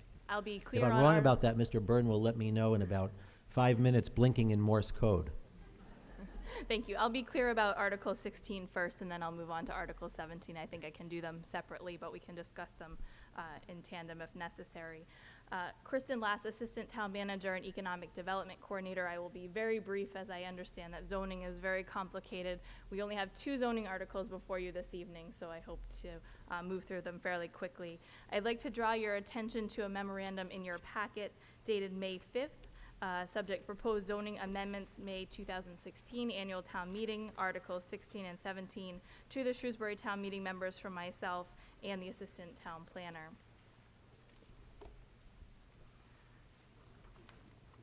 We're constantly reviewing the zoning bylaw as well as the land use that's occurring within the town of Shrewsbury. And this town meeting, we felt that it's prudent to focus on a situation that we've been seeing in town that involves tear downs of modest single-family or modest duplex housing and the construction of quite large duplexes on single lots. Duplexes are allowed within the town of Shrewsbury in several zoning districts: the Residence B2 zoning district, multifamily zoning district, apartment district, limited business district, and neighborhood business districts.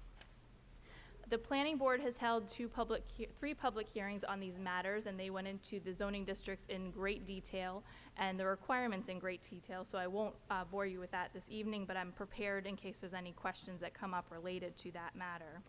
Article 16 deals with placing any new duplexes under the planning board's purview of site plan review. And I'm just going to note in my memo that currently the construction of 2-family dwellings, so duplexes, only requires a building permit. Therefore, the review of grading, drainage, utilities, massing, how the structure fits in with the context of the neighborhood is not a requirement to build a duplex in town. And as you'll see as you drive around the town of Shrewsbury and you see these new duplexes, some are towering over the neighborhood single-family dwellings, some are very close to the street, some take up the entire lot and they're only 10 feet from the side yard setbacks. And they really are deteriorating some of our neighborhoods. So we'd like to see something done with that. And we see that having the planning board review duplexes under site plan approval will help protect not only the homeowners of the new duplexes, so they have appropriate grading and drainage and utilities on their new property, but the neighborhood in general, that they have adequate neighbors in terms of dwelling units. So we see that this is a very important aspect, which is under Article 16, to see that the planning board would review duplexes under site plan approval. Moving on to Article 17, this seeks to amend the dimensional table within the zoning bylaw to require larger lot sizes, larger lot frontage, greater front yard, side yard, and rear yards for duplexes. So as I mentioned before, we have several zoning districts that allow duplexes. The majority require 16,000 square feet or greater for duplexes. The planning board has requested and reviewed in their public hearings that the minimum lot size be increased to 20,000 square feet, so that's about a half an acre. That the lot frontage be increased from 125 feet to 150 feet. The front setback generally stays the same as 30 feet. However, the side yard be increased from 10 feet to 30 feet, and the rear yards be increased from 40 feet to 50 feet. Now, the one change that is not taking shape that you see in your memo on page 3 is duplexes are allowed in neighborhood business district. Those lot sizes are 25,000 square feet, so larger than the 20,000. So we're not proposing any changes to the neighborhood business district. Mr. DiPaolo will be asked to read a amended motion that I'd just like to point out in our memorandum. It's a typo that we wanted to correct, and it's on page 2 of your memo. Under the multifamily, two-family existing, it currently reads number of stories 2.5. The number of stories allowed right now in duplexes for multifamily is actually 3, so we want to make that correction, and we'd like to reduce that to 2.5. And in the apartment two-family existing, that should be changed from 2.5 to 3. Currently, apartment districts allow duplexes to be 3 stories in height. The planning board would like to reduce that to 2.5 as well, to keep consistent with all of their zoning districts. So in conclusion, for Article 17, requiring larger lot area, frontage, and front, side, and rear setbacks for two-family dwellings, also known as duplexes, will allow for these types of projects to be built, but built on larger lots than they are today with greater setbacks. The proposed changes is intended to preserve the scale, density, and the feel of the existing neighborhoods. So with that, I'd be happy to take any questions. Questions or comments with respect to Article 16 or 17? Yes, ma'am.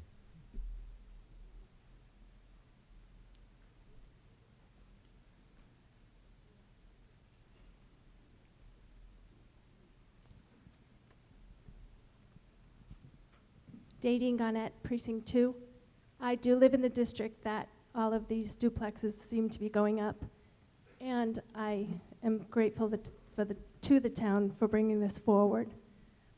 I hope everybody supports this, because you're welcome to come to my house, look across the street, and see how imposing these are. They took down a very modest-sized home and put up an enormous duplex. We're looking at 4 stories from the back. So I would appreciate if everyone, it's a little late for us, but for the rest of you that may be affected by this, I hope that you consider this. Thank you. Further questions or comments with respect to these articles? Mrs. Goldman?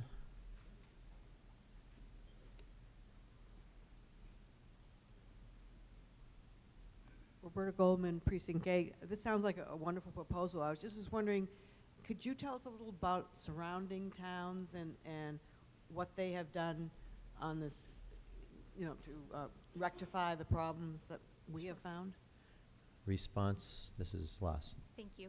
Of course, whenever we are looking at a zoning bylaw change, we look at our comparable communities and our surrounding communities, similar to what the Personnel Board does when they're looking at their increases. Worcester, we really can't compare ourselves to because they have many duplexes and 3-deckers with 0 lot lines, very small lots. We did look at other comparable towns, and what we're proposing this evening is comparable to that sense. Further questions or comments? Mr. Lukacs.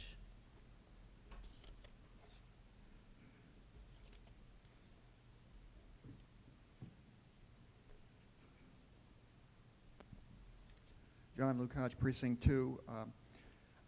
I am strongly in favor of both Articles 16 and 17.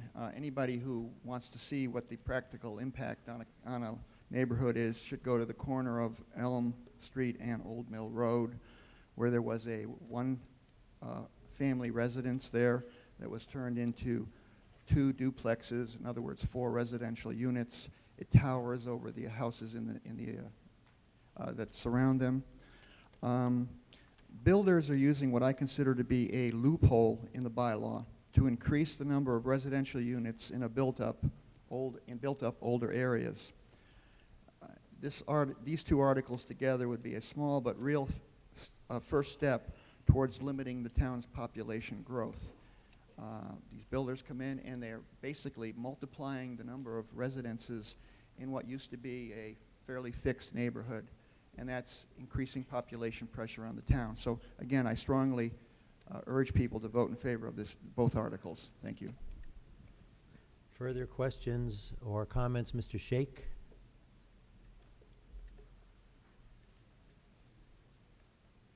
Rashid Sheikh, Precinct 10. Just a point of clarification. The effective date after approval would be next fiscal year? Just clarification. Response, Ms. Loss. The effective date would be this evening, May 18th, 2016.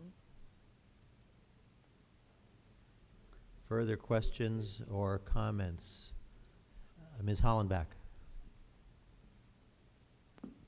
Melissa Hollenbach, Precinct 9. I mean, I do support this, but I do have a question.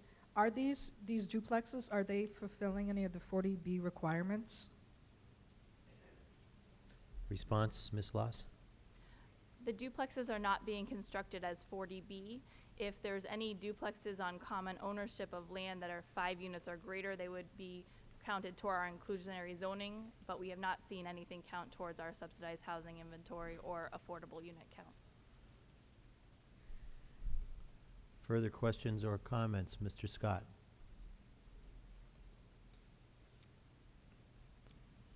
Hi. Does this situation only occur on existing house lots, or could it happen on an undeveloped lot as well? Response, Mrs. Loss. This condition could occur on undeveloped lots as well. If the undeveloped lot if it was not passed this evening, the lot would be 16,000 square feet. If this article is passed this evening, 20,000 square feet. However, we're seeing less and less open lots of those sizes within the town of Shrewsbury, and the common occurrence is tear downs and rebuilds. Additional questions? Mrs. Dupree?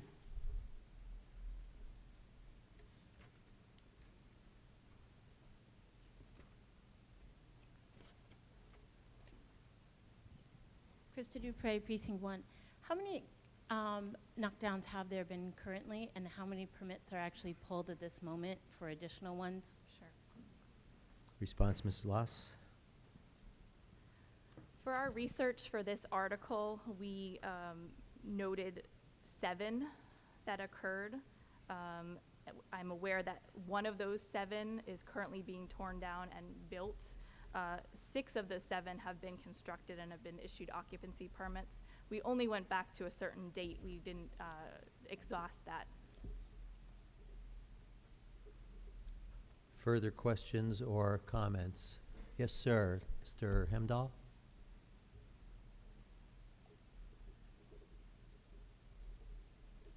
Eric Hemdahl, Precinct 9. Is there any possibility of legal action or litigation if we approve this bylaw tonight? are any projects that are going to go to court because of this change? Response, Mr. Morgado, Mr. Madaus? Want to repeat do you want to repeat the question? Well, if a use has commenced, it would be grandfathered from the new bylaw, so the likelihood of those uses are protected. So I don't think it would engender a lot of litigation. Further questions or comments on either Article 16 or 17? Yes, ma'am. Way in the back. Mindy McKenzie Hebert, Precinct 10. I move the question.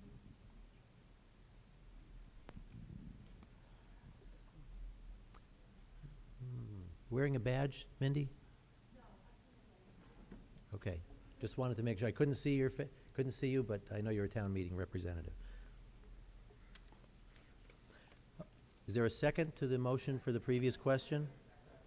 Okay, motion for the previous question has been made and seconded. This is a motion to end debate on the motion under Article 16. This motion is not debatable and must be voted on immediately. A vote in favor of this motion is a vote to end discussion of Article 16 and proceed to an immediate vote. A no vote is a vote to continue the discussion of Article 16, and this motion requires a 2/3 vote to pass. So we'll try it first by a voice vote, as provided in our town bylaw. All those in favor of the motion to end debate on Article 16, please signify by saying aye. All those opposed, please signify by saying no. And the motion passes by a 2/3 vote. We'll now proceed to an immediate vote on the motion under Article 16. This motion requires a 2/3 vote to pass since it involves an amendment to the town zoning bylaw. Again, we'll try a voice vote first, as provided in our town bylaw. Will all those in favor of the printed motion under Article 16 please signify by saying aye? All those opposed, please signify by saying no. And the motion passes by a 2/3 vote. Article 17, Mr. DiPaolo. I move the printed motion under Article 17 with the following amendment. Under tables multifamily, two-family, existing, substitute 2.5 stories with 3 stories, and apartment two-family, existing, substitute 2.5 stories with 3 stories. Second. Okay, the motion as amended by Mr. DiPaolo has been made and seconded. This also involves as Ms. Loss has previously discussed, an amendment to the town zoning bylaw. Any additional comments, Ms. Loss, before we open it up for questions? Not at this time, thank you. Okay, are there any questions with respect to the amended motion under Article 17? Okay, there being none, and this motion requiring a 2/3 vote to pass, since it involves an amendment of the town zoning bylaw, we will try a voice vote first, as provided in our town bylaw. Would all those in favor of the printed motion as amended under Article 17 please signify by saying aye? Aye. All those opposed, please signify by saying no. And the motion passes unanimously and by a 2/3 vote. Article 18. I move the printed motion under Article 18. Second. Okay, the printed motion under Article 18 has been moved and seconded. This is a motion to, that the town vote to discontinue a portion of Cherry Street as a public way on the plan that is shown in your handouts. And folks, before we move on, I just want to correct the record. I erroneously did not refer in the discussion of Articles 16 and 17 to the fact, as I'm required by law to note, that the Shrewsbury Planning Board, after holding hearings on both Articles 16 and 17, voted on May 5th, 2016, to unanimously recommend that Articles 16 and 17 be approved. That's somewhat after the fact, but just for the record, it's important to state that. I will, sorry? Yes, Mrs. Whitney? Did I asked for Article 16. Did I ask on Article 17, Mrs. O'Connor? Finance Committee recommends Article 17. Okay. Thank you for calling that to my attention. I was so enthralled by the discussion of the zoning bylaw change that I forgot to ask the Finance Committee for its recommendation. Let's go back to Article 18, and I will first state that the Planning Board has also sent a letter to our town clerk, Sandra Wright, stating that on May 5th, the Planning Board, after holding hearings on April 7th and May 5th, the Planning Board voted to recommend that Article 18 be approved. Now I'll ask the Finance Committee for its recommendation on Article 18. Finance Committee recommends Article 18.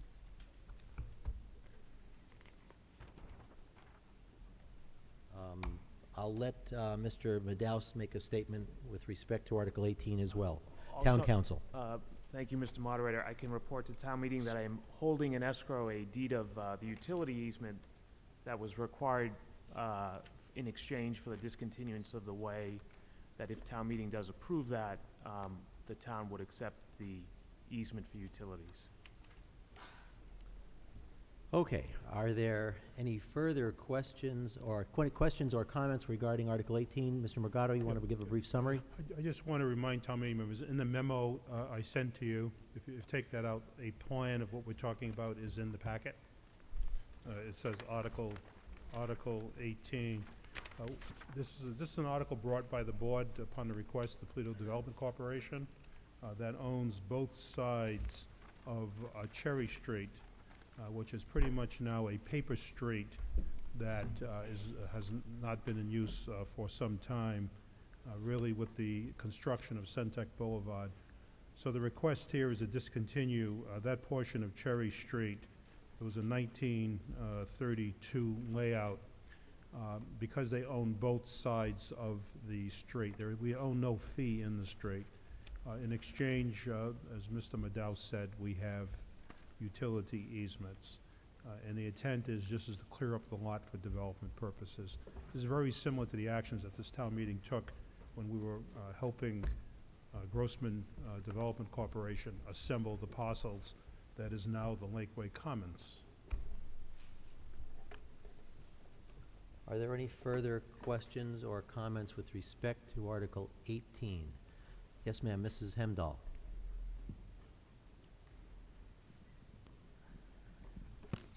Deborah Hemdahl, Precinct 9. Cherry Street has, there are two parts of Cherry Street, one on one side of Route 20 and one on the Hebert side of Route 20. And there is an extension of Cherry Street on the Hebert side where there are houses. What part of Cherry Street exactly are we talking about? Sure. Because there are houses off part of it. Certainly. And part of it isn't in use anymore. If you look at the map. Response, And Mr. the map's a Morgado. little confusing. Certainly. Mr. Morgado. What you're looking at is the portion of Cherry Street which is south of Route 20 that directly abuts into the Route 20 layout. And it's only that portion where Toledo Development Corporation owns both sides of the street. Once you head to the south, you then get into it. There's actually a home there. That is not affected. And how you would get to that home is you take a right onto Centec Boulevard, take an immediate right, and then immediate right. Okay, that property is not affected. Further questions or comments with respect to Article 18? Ms. Hollenbach. Melissa Hollenbach, Precinct 9. Does the town still retain ownership of this land, or is the Toledo Development buying that land? We've never owned the land. We don't own the land. It was a layout, again, very similar to Baker Avenue. If you recall, a couple of town meetings ago, we did Baker Avenue. Further questions or comments with respect to Article 18? Okay, there being none, and this motion requiring a majority vote to pass, would all those in favor of the printed motion under Article 18 please signify by saying aye. Aye. All those opposed, please signify by saying no. And the motion passes unanimously. Mr. Lukacs. Wait for a microphone, please.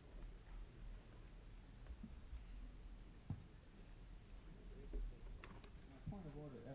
John, John Lukacs, Precinct 2. My point of order is, when going back to Article 17, we voted to amend the article to increase the number of stories to 3, but I don't think we actually voted on the article itself. Am I? No, thank you for raising that question, though, Mr. Lukacs, because I had the same question myself. As long as the motion was amended at the outset, at the time the article was being introduced, it was introduced as an amended motion. A motion that's made on the floor after an article in its original form has been moved and seconded, and once the discussion begins, if a motion to amend that motion is made, then we must separately consider and vote on the amendment before we go back and vote on the underlying motion. But the motion was actually made with the amendment as part of the introduction, so we only were required to vote on one motion that was already amended. Okay, I don't think that may have been clear. It wasn't clear to me, and I don't know if it was clear to everybody else that we were voting for one and I the same. apologize for not making that clear. If anyone you. else had the same question, then I'll take the blame for that. Gee, Kevin, this job is hard. You didn't warn me about this. Yeah. Further, are there, let's see. I'm sorry, I believe I announced the vote, and we can move on to Article 19. I move the printed motion under Article 19. Second. The printed motion under Article 19 has been moved and seconded that the town establish a reinspection fee of $50 per reinspection for building permits issued by the building inspector. Any explanatory remarks, Mr. Morgado? Do not have a reinspection fee, so if you keep calling the building inspector out and the building inspector comes out and says, no, it's still not right, comes back, still not right, come back, still not right, you're not being charged for that.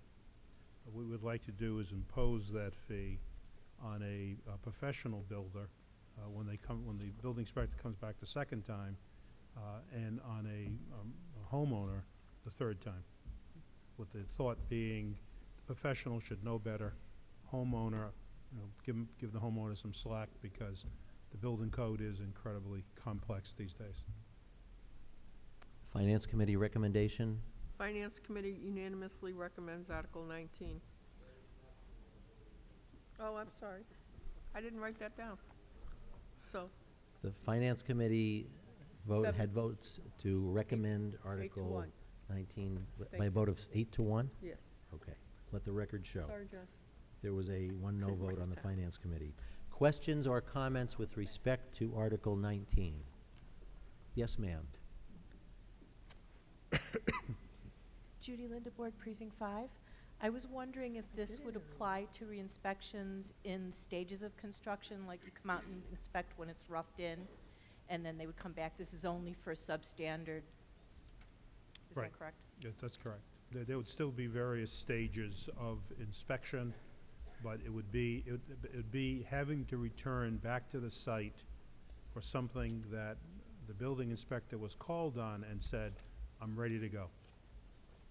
So that would not preclude, for instance, the building inspector stopping in, I don't know if we can say a major project, we try to be helpful. Whenever we can, we try to be helpful. But if you call the building inspector and say, yep, ready to go, building inspector shows up and you're not, if you're a professional builder, that's going to cost you a reinspection fee.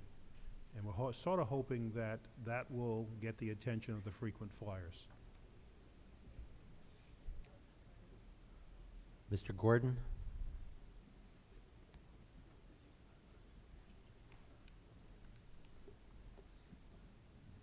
Melvin Gordon, Precinct 3. Have we considered a stepped rate? Because there are a few builders in town that like the handheld the entire time, and it's not a necessary thing. So rather than just 50 for the first one, something more for another one. Response, Mr. Morgado? I would suggest no. We currently have, going 0 to 50 is significant. And again, our plan is always education, cooperation, We try not to take any punitive action till absolutely necessary. I think $50 gets someone's attention. 0 to 50. But again, if we find that it's not working, then I'd suggest we would come back to this town meeting and get additional authority. Further questions? Mrs. Swydan.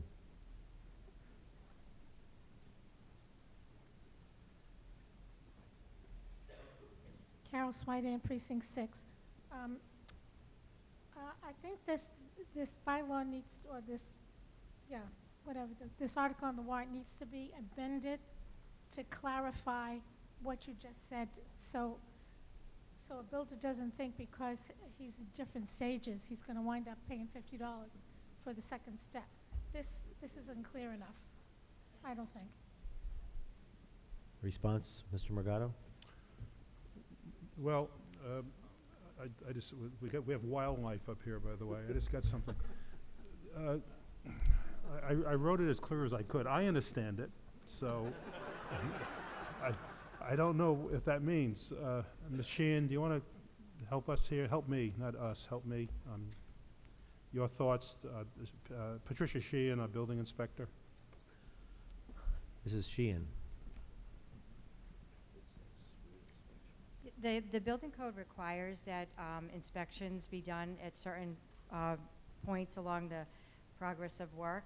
So each time that we're called out to do an inspection for that particular scope of work, if the project is not as represented, if it is not complete and meets the code requirements, then we would have to fail it and return again for that same exact inspection. Once that inspection passes, the contractor would be allowed to move on to the next step and perform the next step. So for example, a frame inspection, when it passes, the contractor can move on to an installation inspection for a single family home, for example, and then of course go on to final inspections. So there's certain inspections they have to meet along the way, and if those inspections do not pass and a re-inspection for that particular item is called for, that's when the fee would be applied.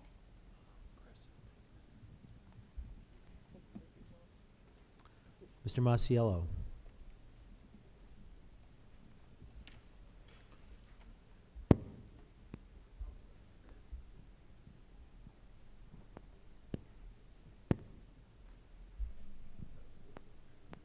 First, I'd just like it, John Masiello, Precinct 7. First, I'd just like it noted I have never had a re-inspection on a project. But I don't really see why a homeowner, if they don't understand the code, they shouldn't be partaking in these projects. And I don't see why they are exempt from re-inspection fees when it costs no less to have our building inspector going out to make these inspections. And that is why I voted against it. Mr. Moderator? Response, Mr. Morgado? That actually was our original thought, but frankly, I didn't think I could get that passed at town meeting. So as a result, actually I ran into a town meeting member, Mr. Joseph, who told me in the Protosile, was it Protosile? The supermarket, right? No way in the dickens was he going to vote for this thing because he was concerned about the mom and pop person, individual doing it. So I came back to town hall and retooled this for this purpose. Am I speaking the truth, sir? So you can blame Everett Joseph for this one. Further questions or comments? Yes, sir. Next to Mr. Hale.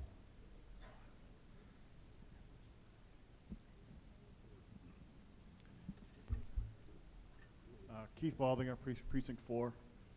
As a former general contractor and a current construction supervisor, license holder, as a general contractor, you should know. I mean, if you have an inspection, you should know when it's ready. And as a homeowner, if you've ever worked with the building department of town of Shrewsbury, they should really charge by the hour for the help that they give people. Further questions or comments with respect to Article 19? Okay, there being none, and this motion requiring a majority vote to pass, would all those in favor of the printed motion under Article 19 please signify by saying aye. Aye. All those opposed, please signify by saying no. And the motion passes. I want the record to show that Mr. Everett Joseph voted for that, correct? Article 20, Mr. I DiPaolo. move the printed motion under Article 20. Second. The printed motion under Article 20 has been moved and seconded that the town vote to rescind portions of the authorization to borrow for projects that have been completed where it was unnecessary to borrow the full amount authorized. Mr. Morgado? From time to time, we ask town meeting to authorize bond issues. In many instances, we authorize the total value of the project when we're not intending on borrowing the entire project, or the amount that we authorize turns out to be less than what we do the project for. What we have to do is periodically take that authorization off the books. So we have two authorizations involving sewer work that we would like to take off of the books at this time.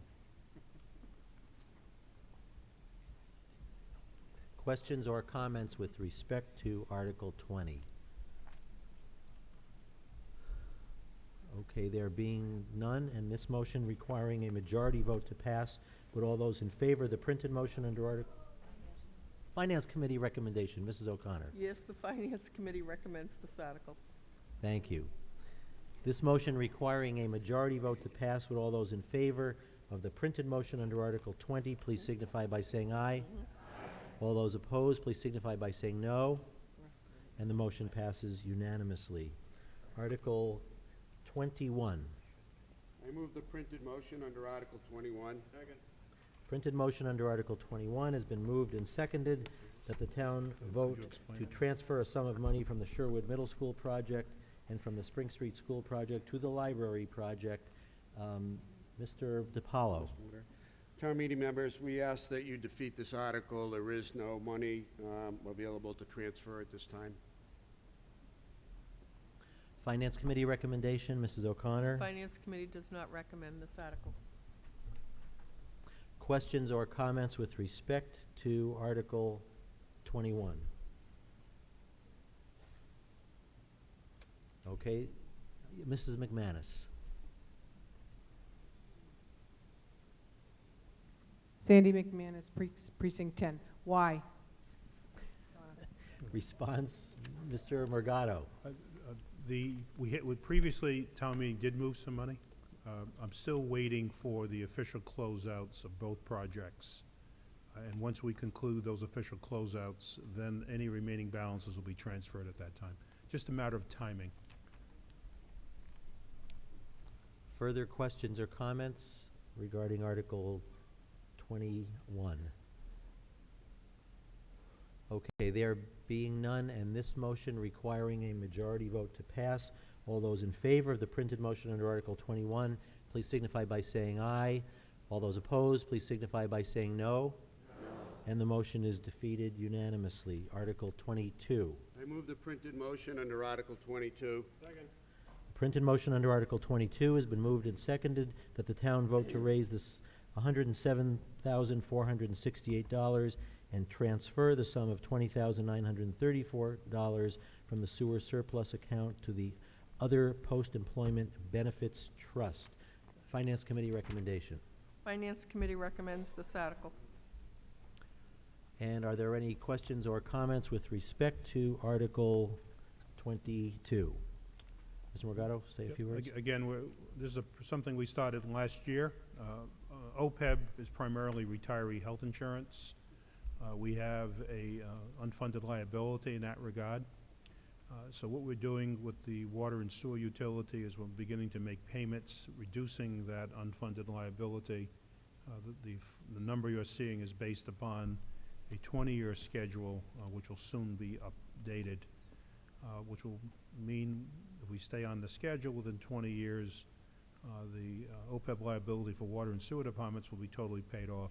Selco is well on its way to also paying off its OPEB liability, so then the remaining OPEB liability will be that associated with all other employees, which also includes teachers, by the way. Unlike our pension unfunded liability doesn't include teachers, our OPEB liability does include teachers, which is why the OPEB liability is actually larger than our pension liability.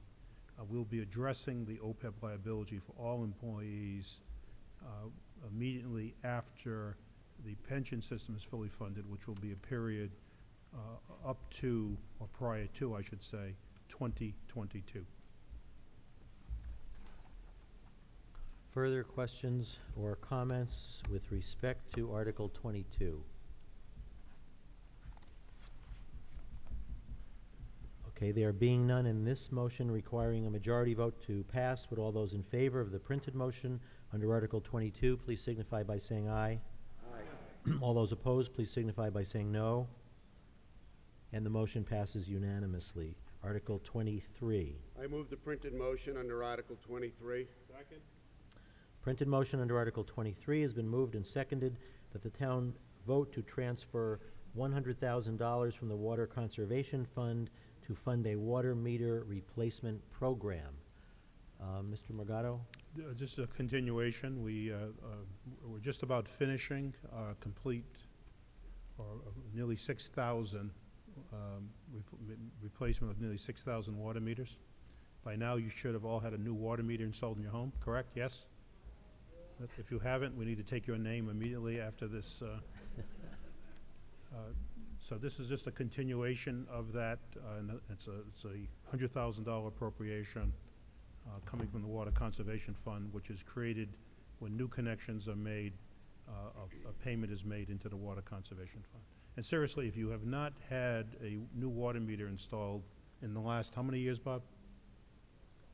Last 5 years, please send me an email, because we need to get out to your home. Finance Committee recommendation? Finance Committee recommends this article. And are there any questions or comments with respect to Article 23? Mr. Lukacs?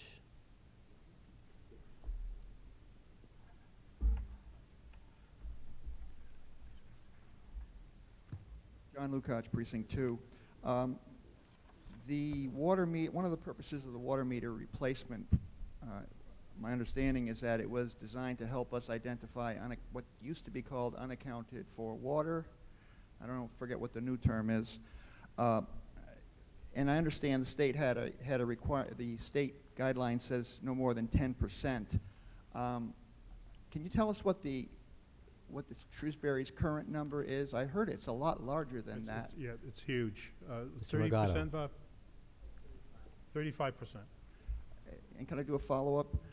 Sure. Have all the commercial water meters been changed over this period of time? Yes. And do we know for sure what the actual size of the piping? My understanding is the piping that goes to homes can have different diameters or sizes, 5/8 inch, 1 inch. Did we ever verify that the largest consumers actually, the water meters are correct? What I'm suggesting is the water meters may be recording incorrectly because they are being used on a different size pipe. Is that possible? Mr. Tozeski? I'll have to defer to Mr. Tozeski on that one.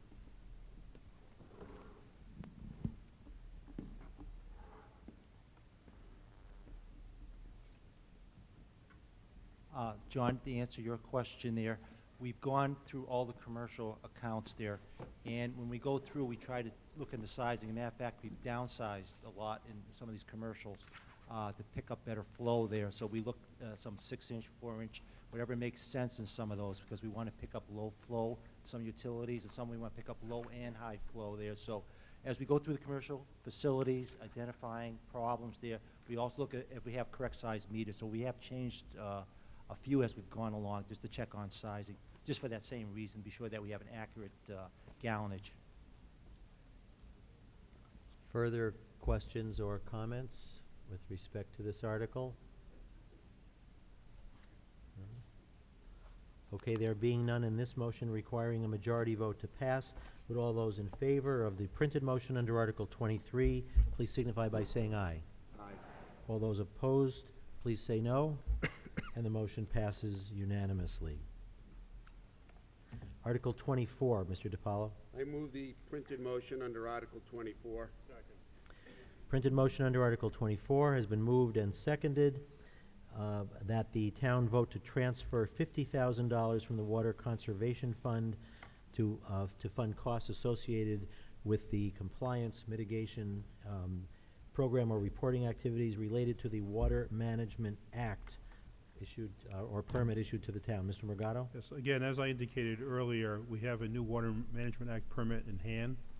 In that permit, there are certain requirements we have relative to compliance activities. We're currently engaged in the process where we're doing some ground water monitoring. There are other requirements that we will be pursuing in order to meet the compliance standards contained within the permit. And the purpose of this fund is to actually to fund the costs of any expenses that we incur associated with that compliance activity. Finance Committee recommendation? Finance Committee recommends this article with one dissenting vote. Questions or comments with respect to Article 24?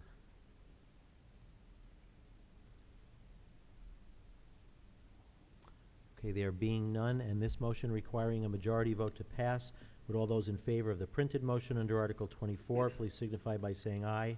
Aye. All those opposed, please signify by saying no. And the motion passes by a majority vote.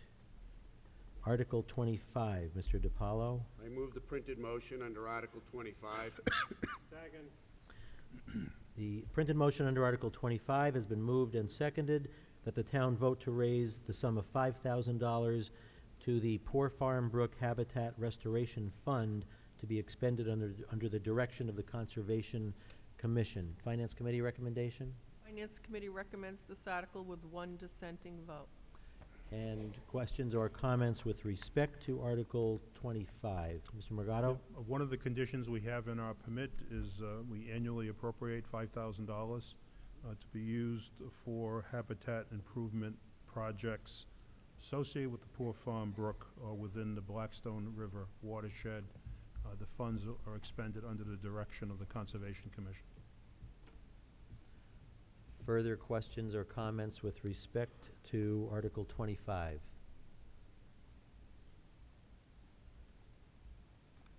Okay, there being, do I see a hand up? No? Okay. There being none, and this motion requiring a majority vote to pass, would all those in favor of the printed motion under Article 25 please signify by saying aye. Aye. All those opposed, please signify by saying no. And the motion passes. Article 26, Mr. DiPaolo. I move the printed motion under Article 26. Second. The printed motion under Article 26 has been moved and seconded that the town vote to raise the sum of $90,000 to fund construction, reconstruction, replacement, or other improvements of water mains, connections, and related appurtenances in the vicinity of South Street and Route 20. Finance Committee recommendation? Finance Committee unanimously recommends this article. Questions or comments? Mr. Morgado, did you want to say something? In the packet attached to the memo I sent you is a map showing the area of work. It's a relatively short piece of water line that starts at Route 20 and then heads south on South Street to the school that is at that location. Everybody see the handout with the map? Okay, questions or comments? Ms. Hollenbach. Melissa Hollenbach, Precinct 9. This is kind of my precinct. The Allen Farm property is down there. Is this kind of incorporating what we hope one day might be there? Is this adding extra capacity? Is this looking forward to the future, is I guess what I'm trying to say? Or just keeping up with the flow right now? Yeah, no pun intended. No, I think I've confused you with the map. It's the area, Route 20, south of Route 20. Okay, the section of the Centec North is north of Route 20. Further questions or comments with respect to this article? Mrs. McLaughlin.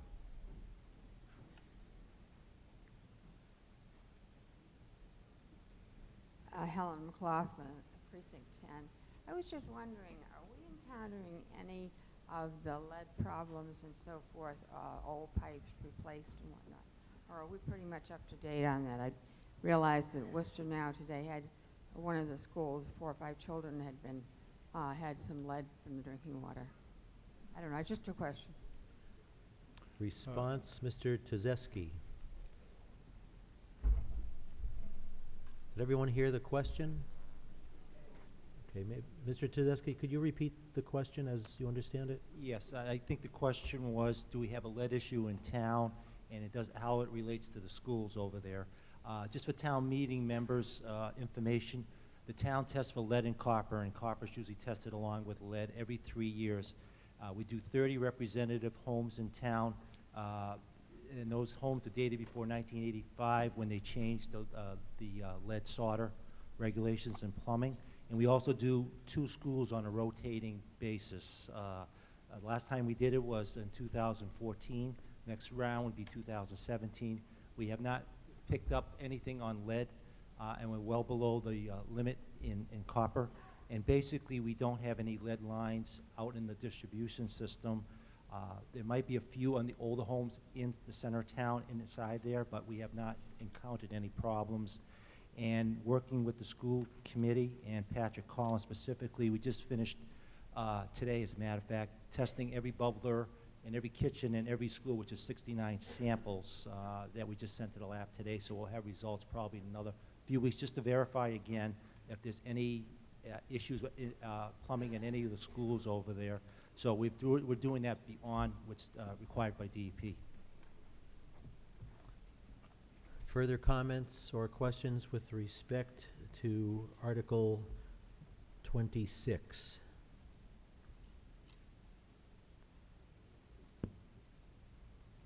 Okay, there being none, and this motion requiring a 2/3 vote to pass since it involves the possible acquisition of land or easements.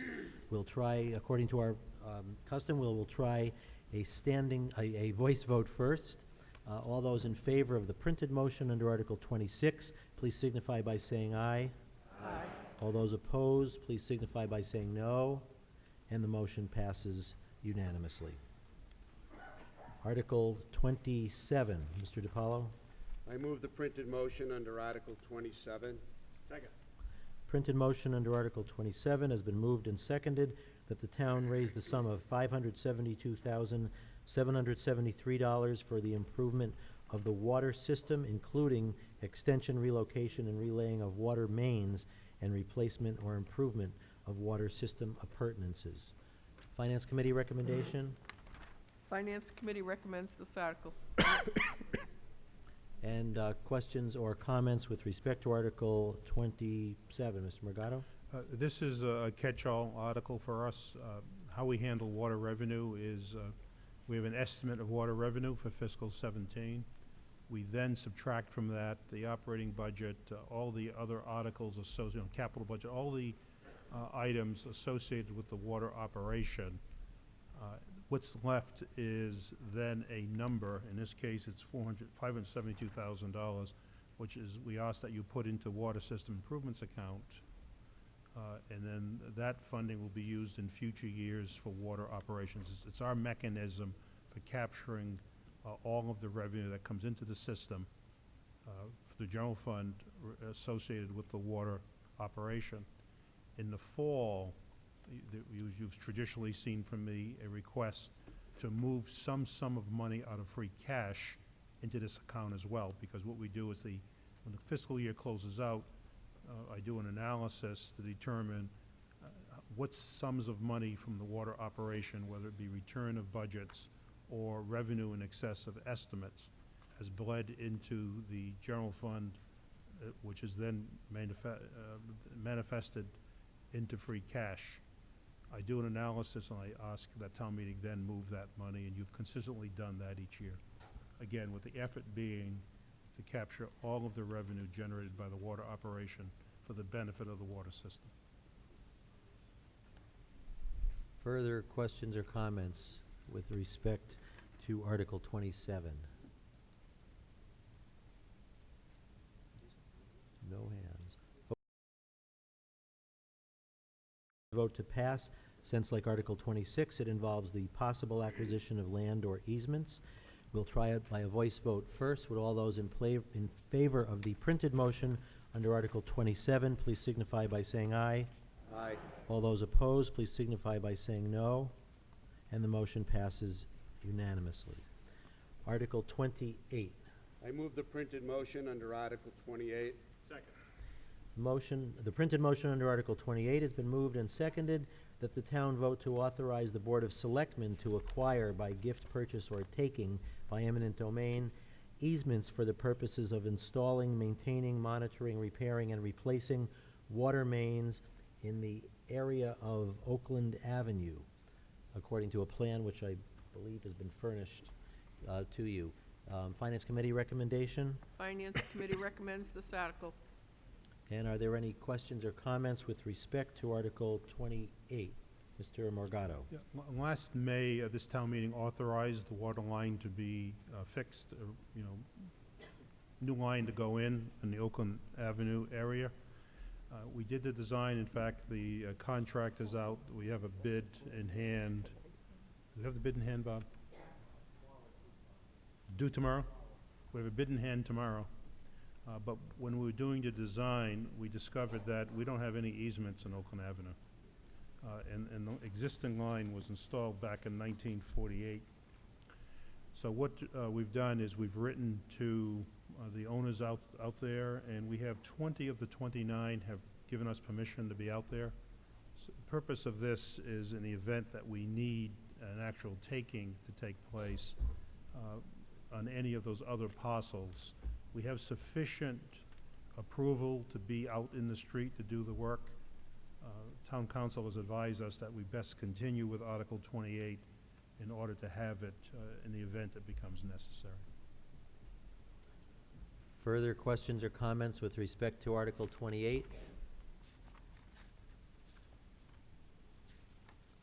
Okay, there being none, and this motion requiring a 2/3 vote to pass, since it involves the possible acquisition of land or easements.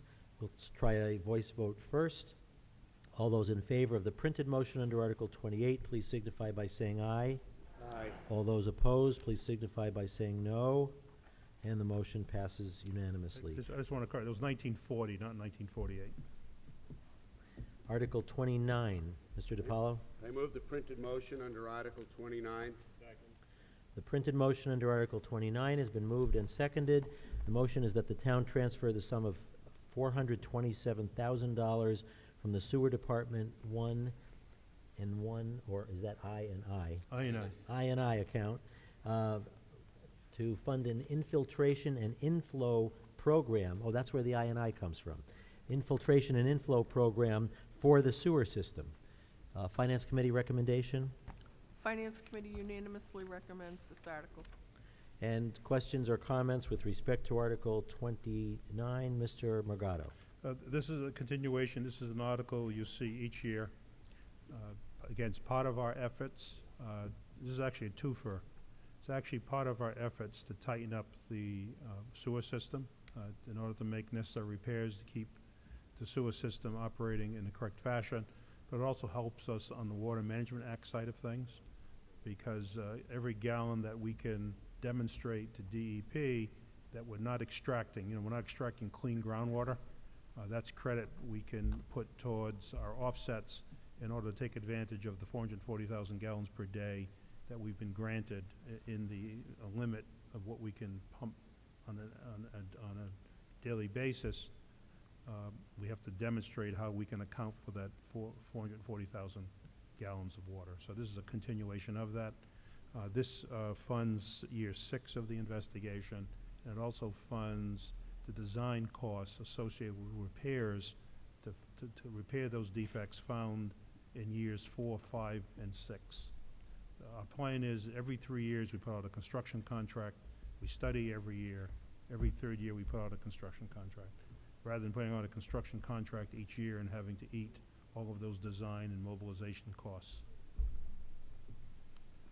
Further questions or comments with respect to Article 29? Do I have the Finance Committee's recommendation? Yes. Okay, thought so. Okay, there being no further questions, and this motion requiring a 2/3 vote to pass, all those in favor of the printed, we'll try a voice vote first. All those in favor of the printed motion under Article 29, please signify by saying aye. Aye. All those opposed, please signify by saying no. And the motion passes unanimously. Article 30. I move the printed motion under Article 30. Second?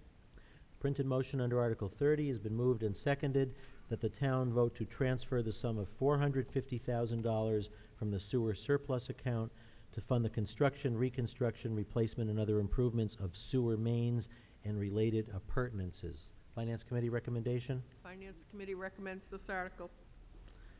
Further questions or comments with respect to Article 30? Mr. Morgado? This is a sum of money that we're putting on account in the event that repairs have to be made. We don't have a specific project in mind. What we're finding is when we do the investigations, sometimes we'll come across a piece of pipe that really is in really bad shape and should be fixed before something, we have a failure. We had that situation last year on Saturn Drive.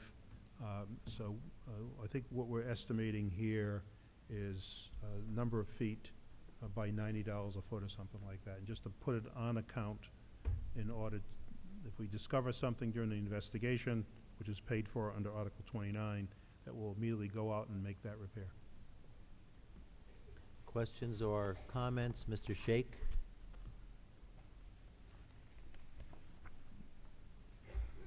Sheikh Sheikh, Precinct 10. Just a couple of clarifications. Seems like Article 29 and Article 30 go hand in hand. So is that correct to understand that Article 29 asks for money for kind of design and investigation, while Article 30 appropriate money for actual repairs, or they both have repairs? Number one. And number two, do they actually, is there any kind of calculation how much capacity would be increased when we do this work? The Response, Mr. Morgado? 29 is designed primarily to be engineering costs and sewer cleaning and work associated with doing the investigation, the inflow and infiltration investigation. 30 is designed to actually do repairs. We pick up capacity in the line by cleaning the line. And Bob, wouldn't you say through the I&I program we picked up a great deal of capacity? The value of we have been able to identify problems before we've had blockages or other types of failures. And what put us onto this, or put me onto it, Bob has always been onto it, but we had a failure on Walnut Street where we had a manhole cover, manhole actually collapse. That could have been a very bad situation for us. We could have had a sewer spill of huge proportions, and that was several years ago. And since then, we've been on this kick about repair, relining, investigation, because a lot of this infrastructure that we originally worked on is original infrastructure when the system was constructed back in the late 50s and 60s. But now, as you see with the other articles, when we talk about pump stations and telemetry, we're actually getting out into what we consider to be the new pump stations, new being built in the 1990s when we did all of this residential construction in town. So it's just a process where we're being extremely cautious about the sewer system, checking and trying to get ahead of any blockages. We also have a very aggressive grease control program, and where we were having fairly regular grease buildups and blockages and overflows, that has gone away. So it's really been a concerted effort on several fronts, much like on the waterfront. We have been after this unaccounted for water. We've been, all these other compliance issues, and we're very aggressive, and we're trying to get it so that it just becomes a routine event. Nothing, nothing of great consequence happening. So that's a long answer to a short question. 39 is construction, 29 is design, investigation, and the like. Further questions or comments on Article 30?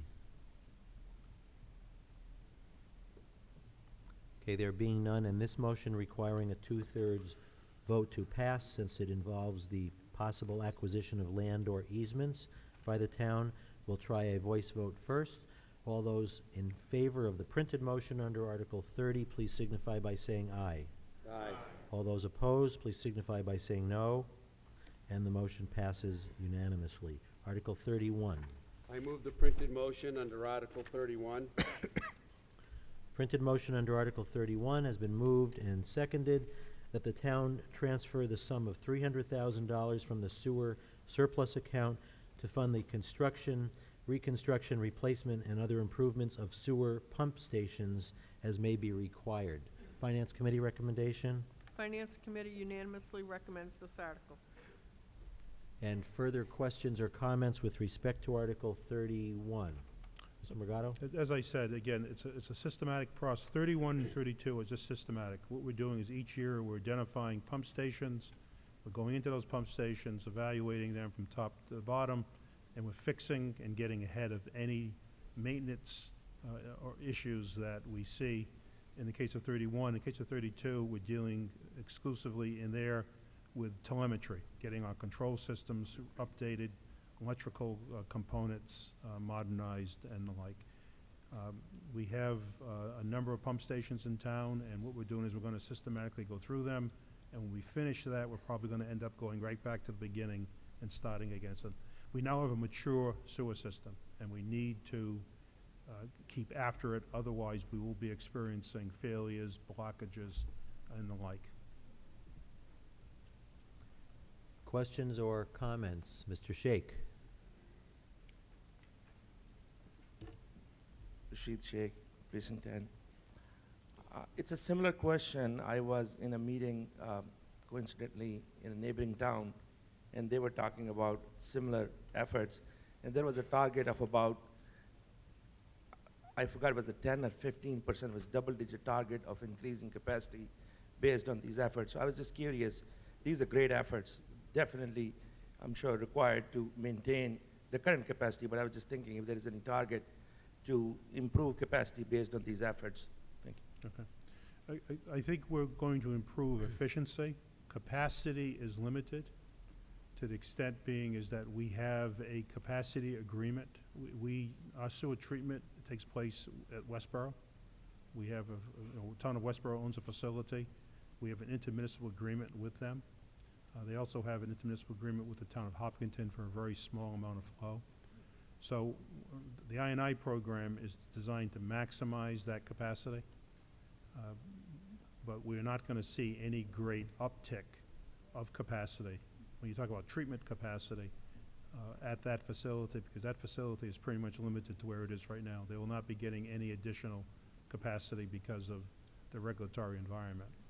As far as additional capacity for the town, we are in the process of working, developing a proposal with the city of Worcester about a portion of the town's flow, rather than going to Westboro, would then be transported through the through the Worcester system to the Upper Blackstone facility. That's really where we feel additional capacity will come from. All this work here is maintenance and efficiency, a more effective system, but a true uptick in capacity will come by doing something, again, through the city of Worcester to the Upper Blackstone facility, of which we're already a member. There's a tiny, tiny bit of flow that currently goes to the Upper Blackstone that's transported to the Upper Blackstone through the Worcester system. Further questions or comments on Article 31? Okay, there being none, and this motion requiring a 2/3 vote to pass, since it also involves the possible acquisition of land or easements by the town, we'll try a voice vote first. Would all those in favor of the printed motion under Article 31 please signify by saying aye. Aye. All those opposed, please signify by saying no. And the motion passes unanimously. Article 32. I move the printed motion under Article 32. Second.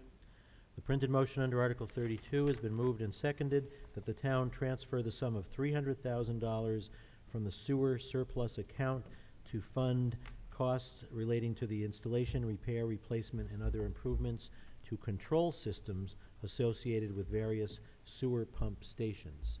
Finance Committee recommendation, Finance Committee unanimously recommends this article. and Mr. Morgado? As I explained. Okay. Questions or comments with respect to Article 32? Mr. Shake.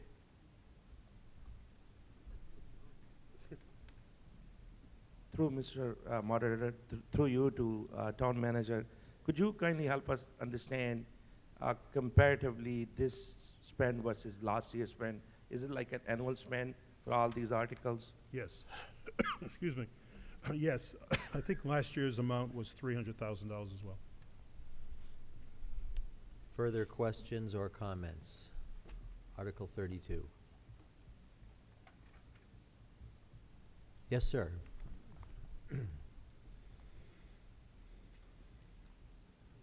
Jeff Manning, Precinct 9. So with these updates, we're figuring it's built in the 50s and 60s. So with the maintenance of it, we're anticipating that it'll stay in good shape for decades to come. Bob, you want to take that one? Mr. It- Tezewski. it's- I never like to comment on technology upgrades as to how long they're going to last.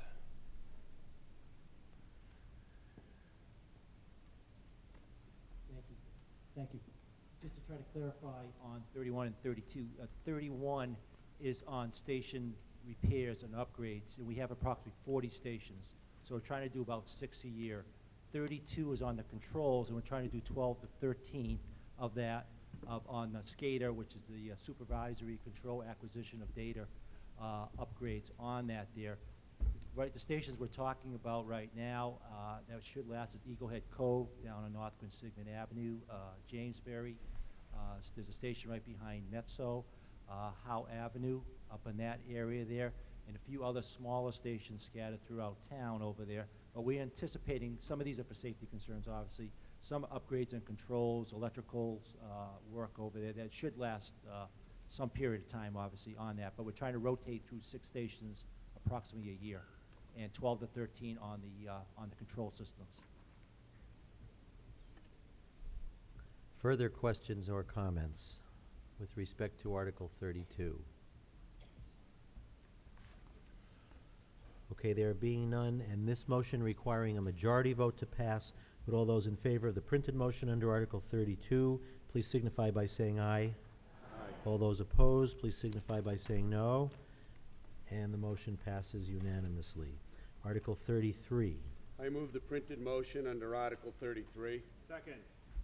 The printed motion under Article 33 has been moved and seconded that the town vote to transfer the sum of $25,479 from account number 0171 and a few other numbers to an account to be entitled Dam Repairs to fund costs associated with the inspection, design, and improvements of dams owned by the town. Finance Committee recommendation? Finance Committee recommends this article. And questions or comments with respect to Article 33? Mr. Morgado? Yeah, we have some funding left over from an appropriation made a few years ago that resulted in the Newton Pond Dam being repaired. We have 2 other dams that we're responsible for. So what we would like to do is, rather than turning that $25,000 into general fund, what we would like to do is move it to just a general dam repair contract, dam repair account to be used by the engineering department in order to do periodic inspections or any repairs that may be necessary on the 3 dams that are owned and controlled by the town of Shrewsbury. Questions or comments? Ms. Hollenbach? How many people knew that there were 3 dams in town, owned by the town? I'm really having a hard time not making jokes about this. Missy Hallenbeck, Precinct 9. Is the St. Pierre Pond Dam, is that the one at the Hills Farms? Yes. Okay. Now, is that, would be any factoring in the 40B apartment development going in there? Is there any need to expand the dam? Mr. Morgado? No, I don't think we can hang the dam on the 40B project, no. Nice try, though, but no. Mrs. McLaughlin, did you have a question?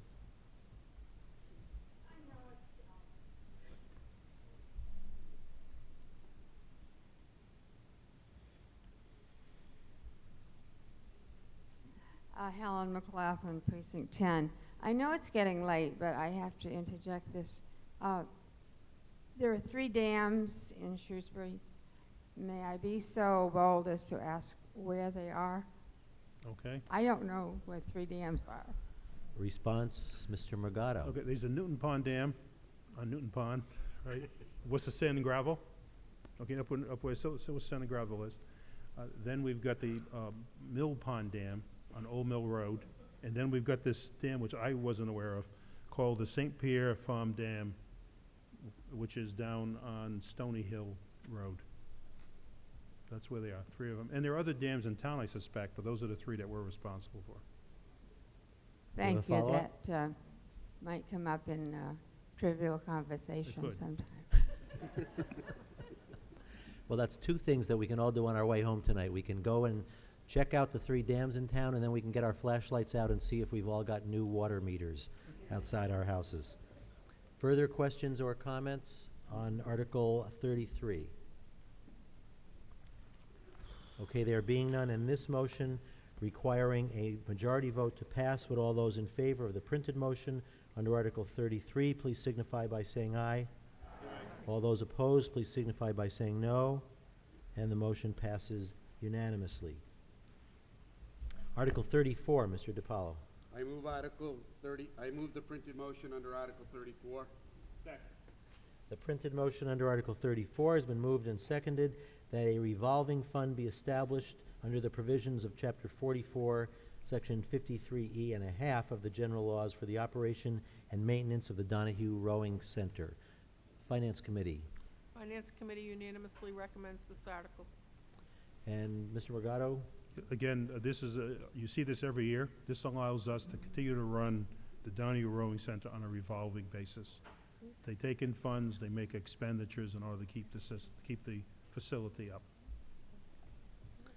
Further questions or comments relating to Article 34? Okay, there being none, in this motion requiring a majority vote to pass, all those in favor of the printed motion under Article 34, please signify by saying aye. Aye. All those opposed, please say no. And the motion passes unanimously. Article 35. I move the printed motion under Article 35. Second. Printed motion under Article 35 has been moved and seconded that a revolving fund be established under the provisions of the same statute mentioned earlier for the operation and maintenance of the bus operated by the Council on Aging. Finance Committee recommendation? Finance Committee recommends this article. And further questions or comments with respect to Article 35?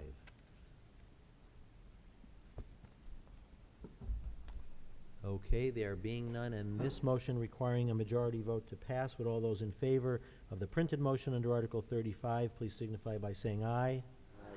All those opposed, please signify by saying no.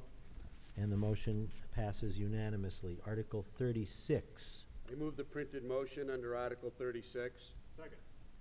The printed motion under Article 36 has been moved and seconded that the town raise the sum of $75,000 for counseling and educational services to family, and this article relates to the annual funding by the town of Shrewsbury Youth and Family Services. It's incorrectly printed in the book as, in the italics, as Shrewsbury Community Services, and but we're talking about Shrewsbury Youth and Family Services.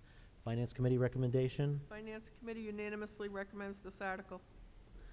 Questions or comments with respect to Article 36?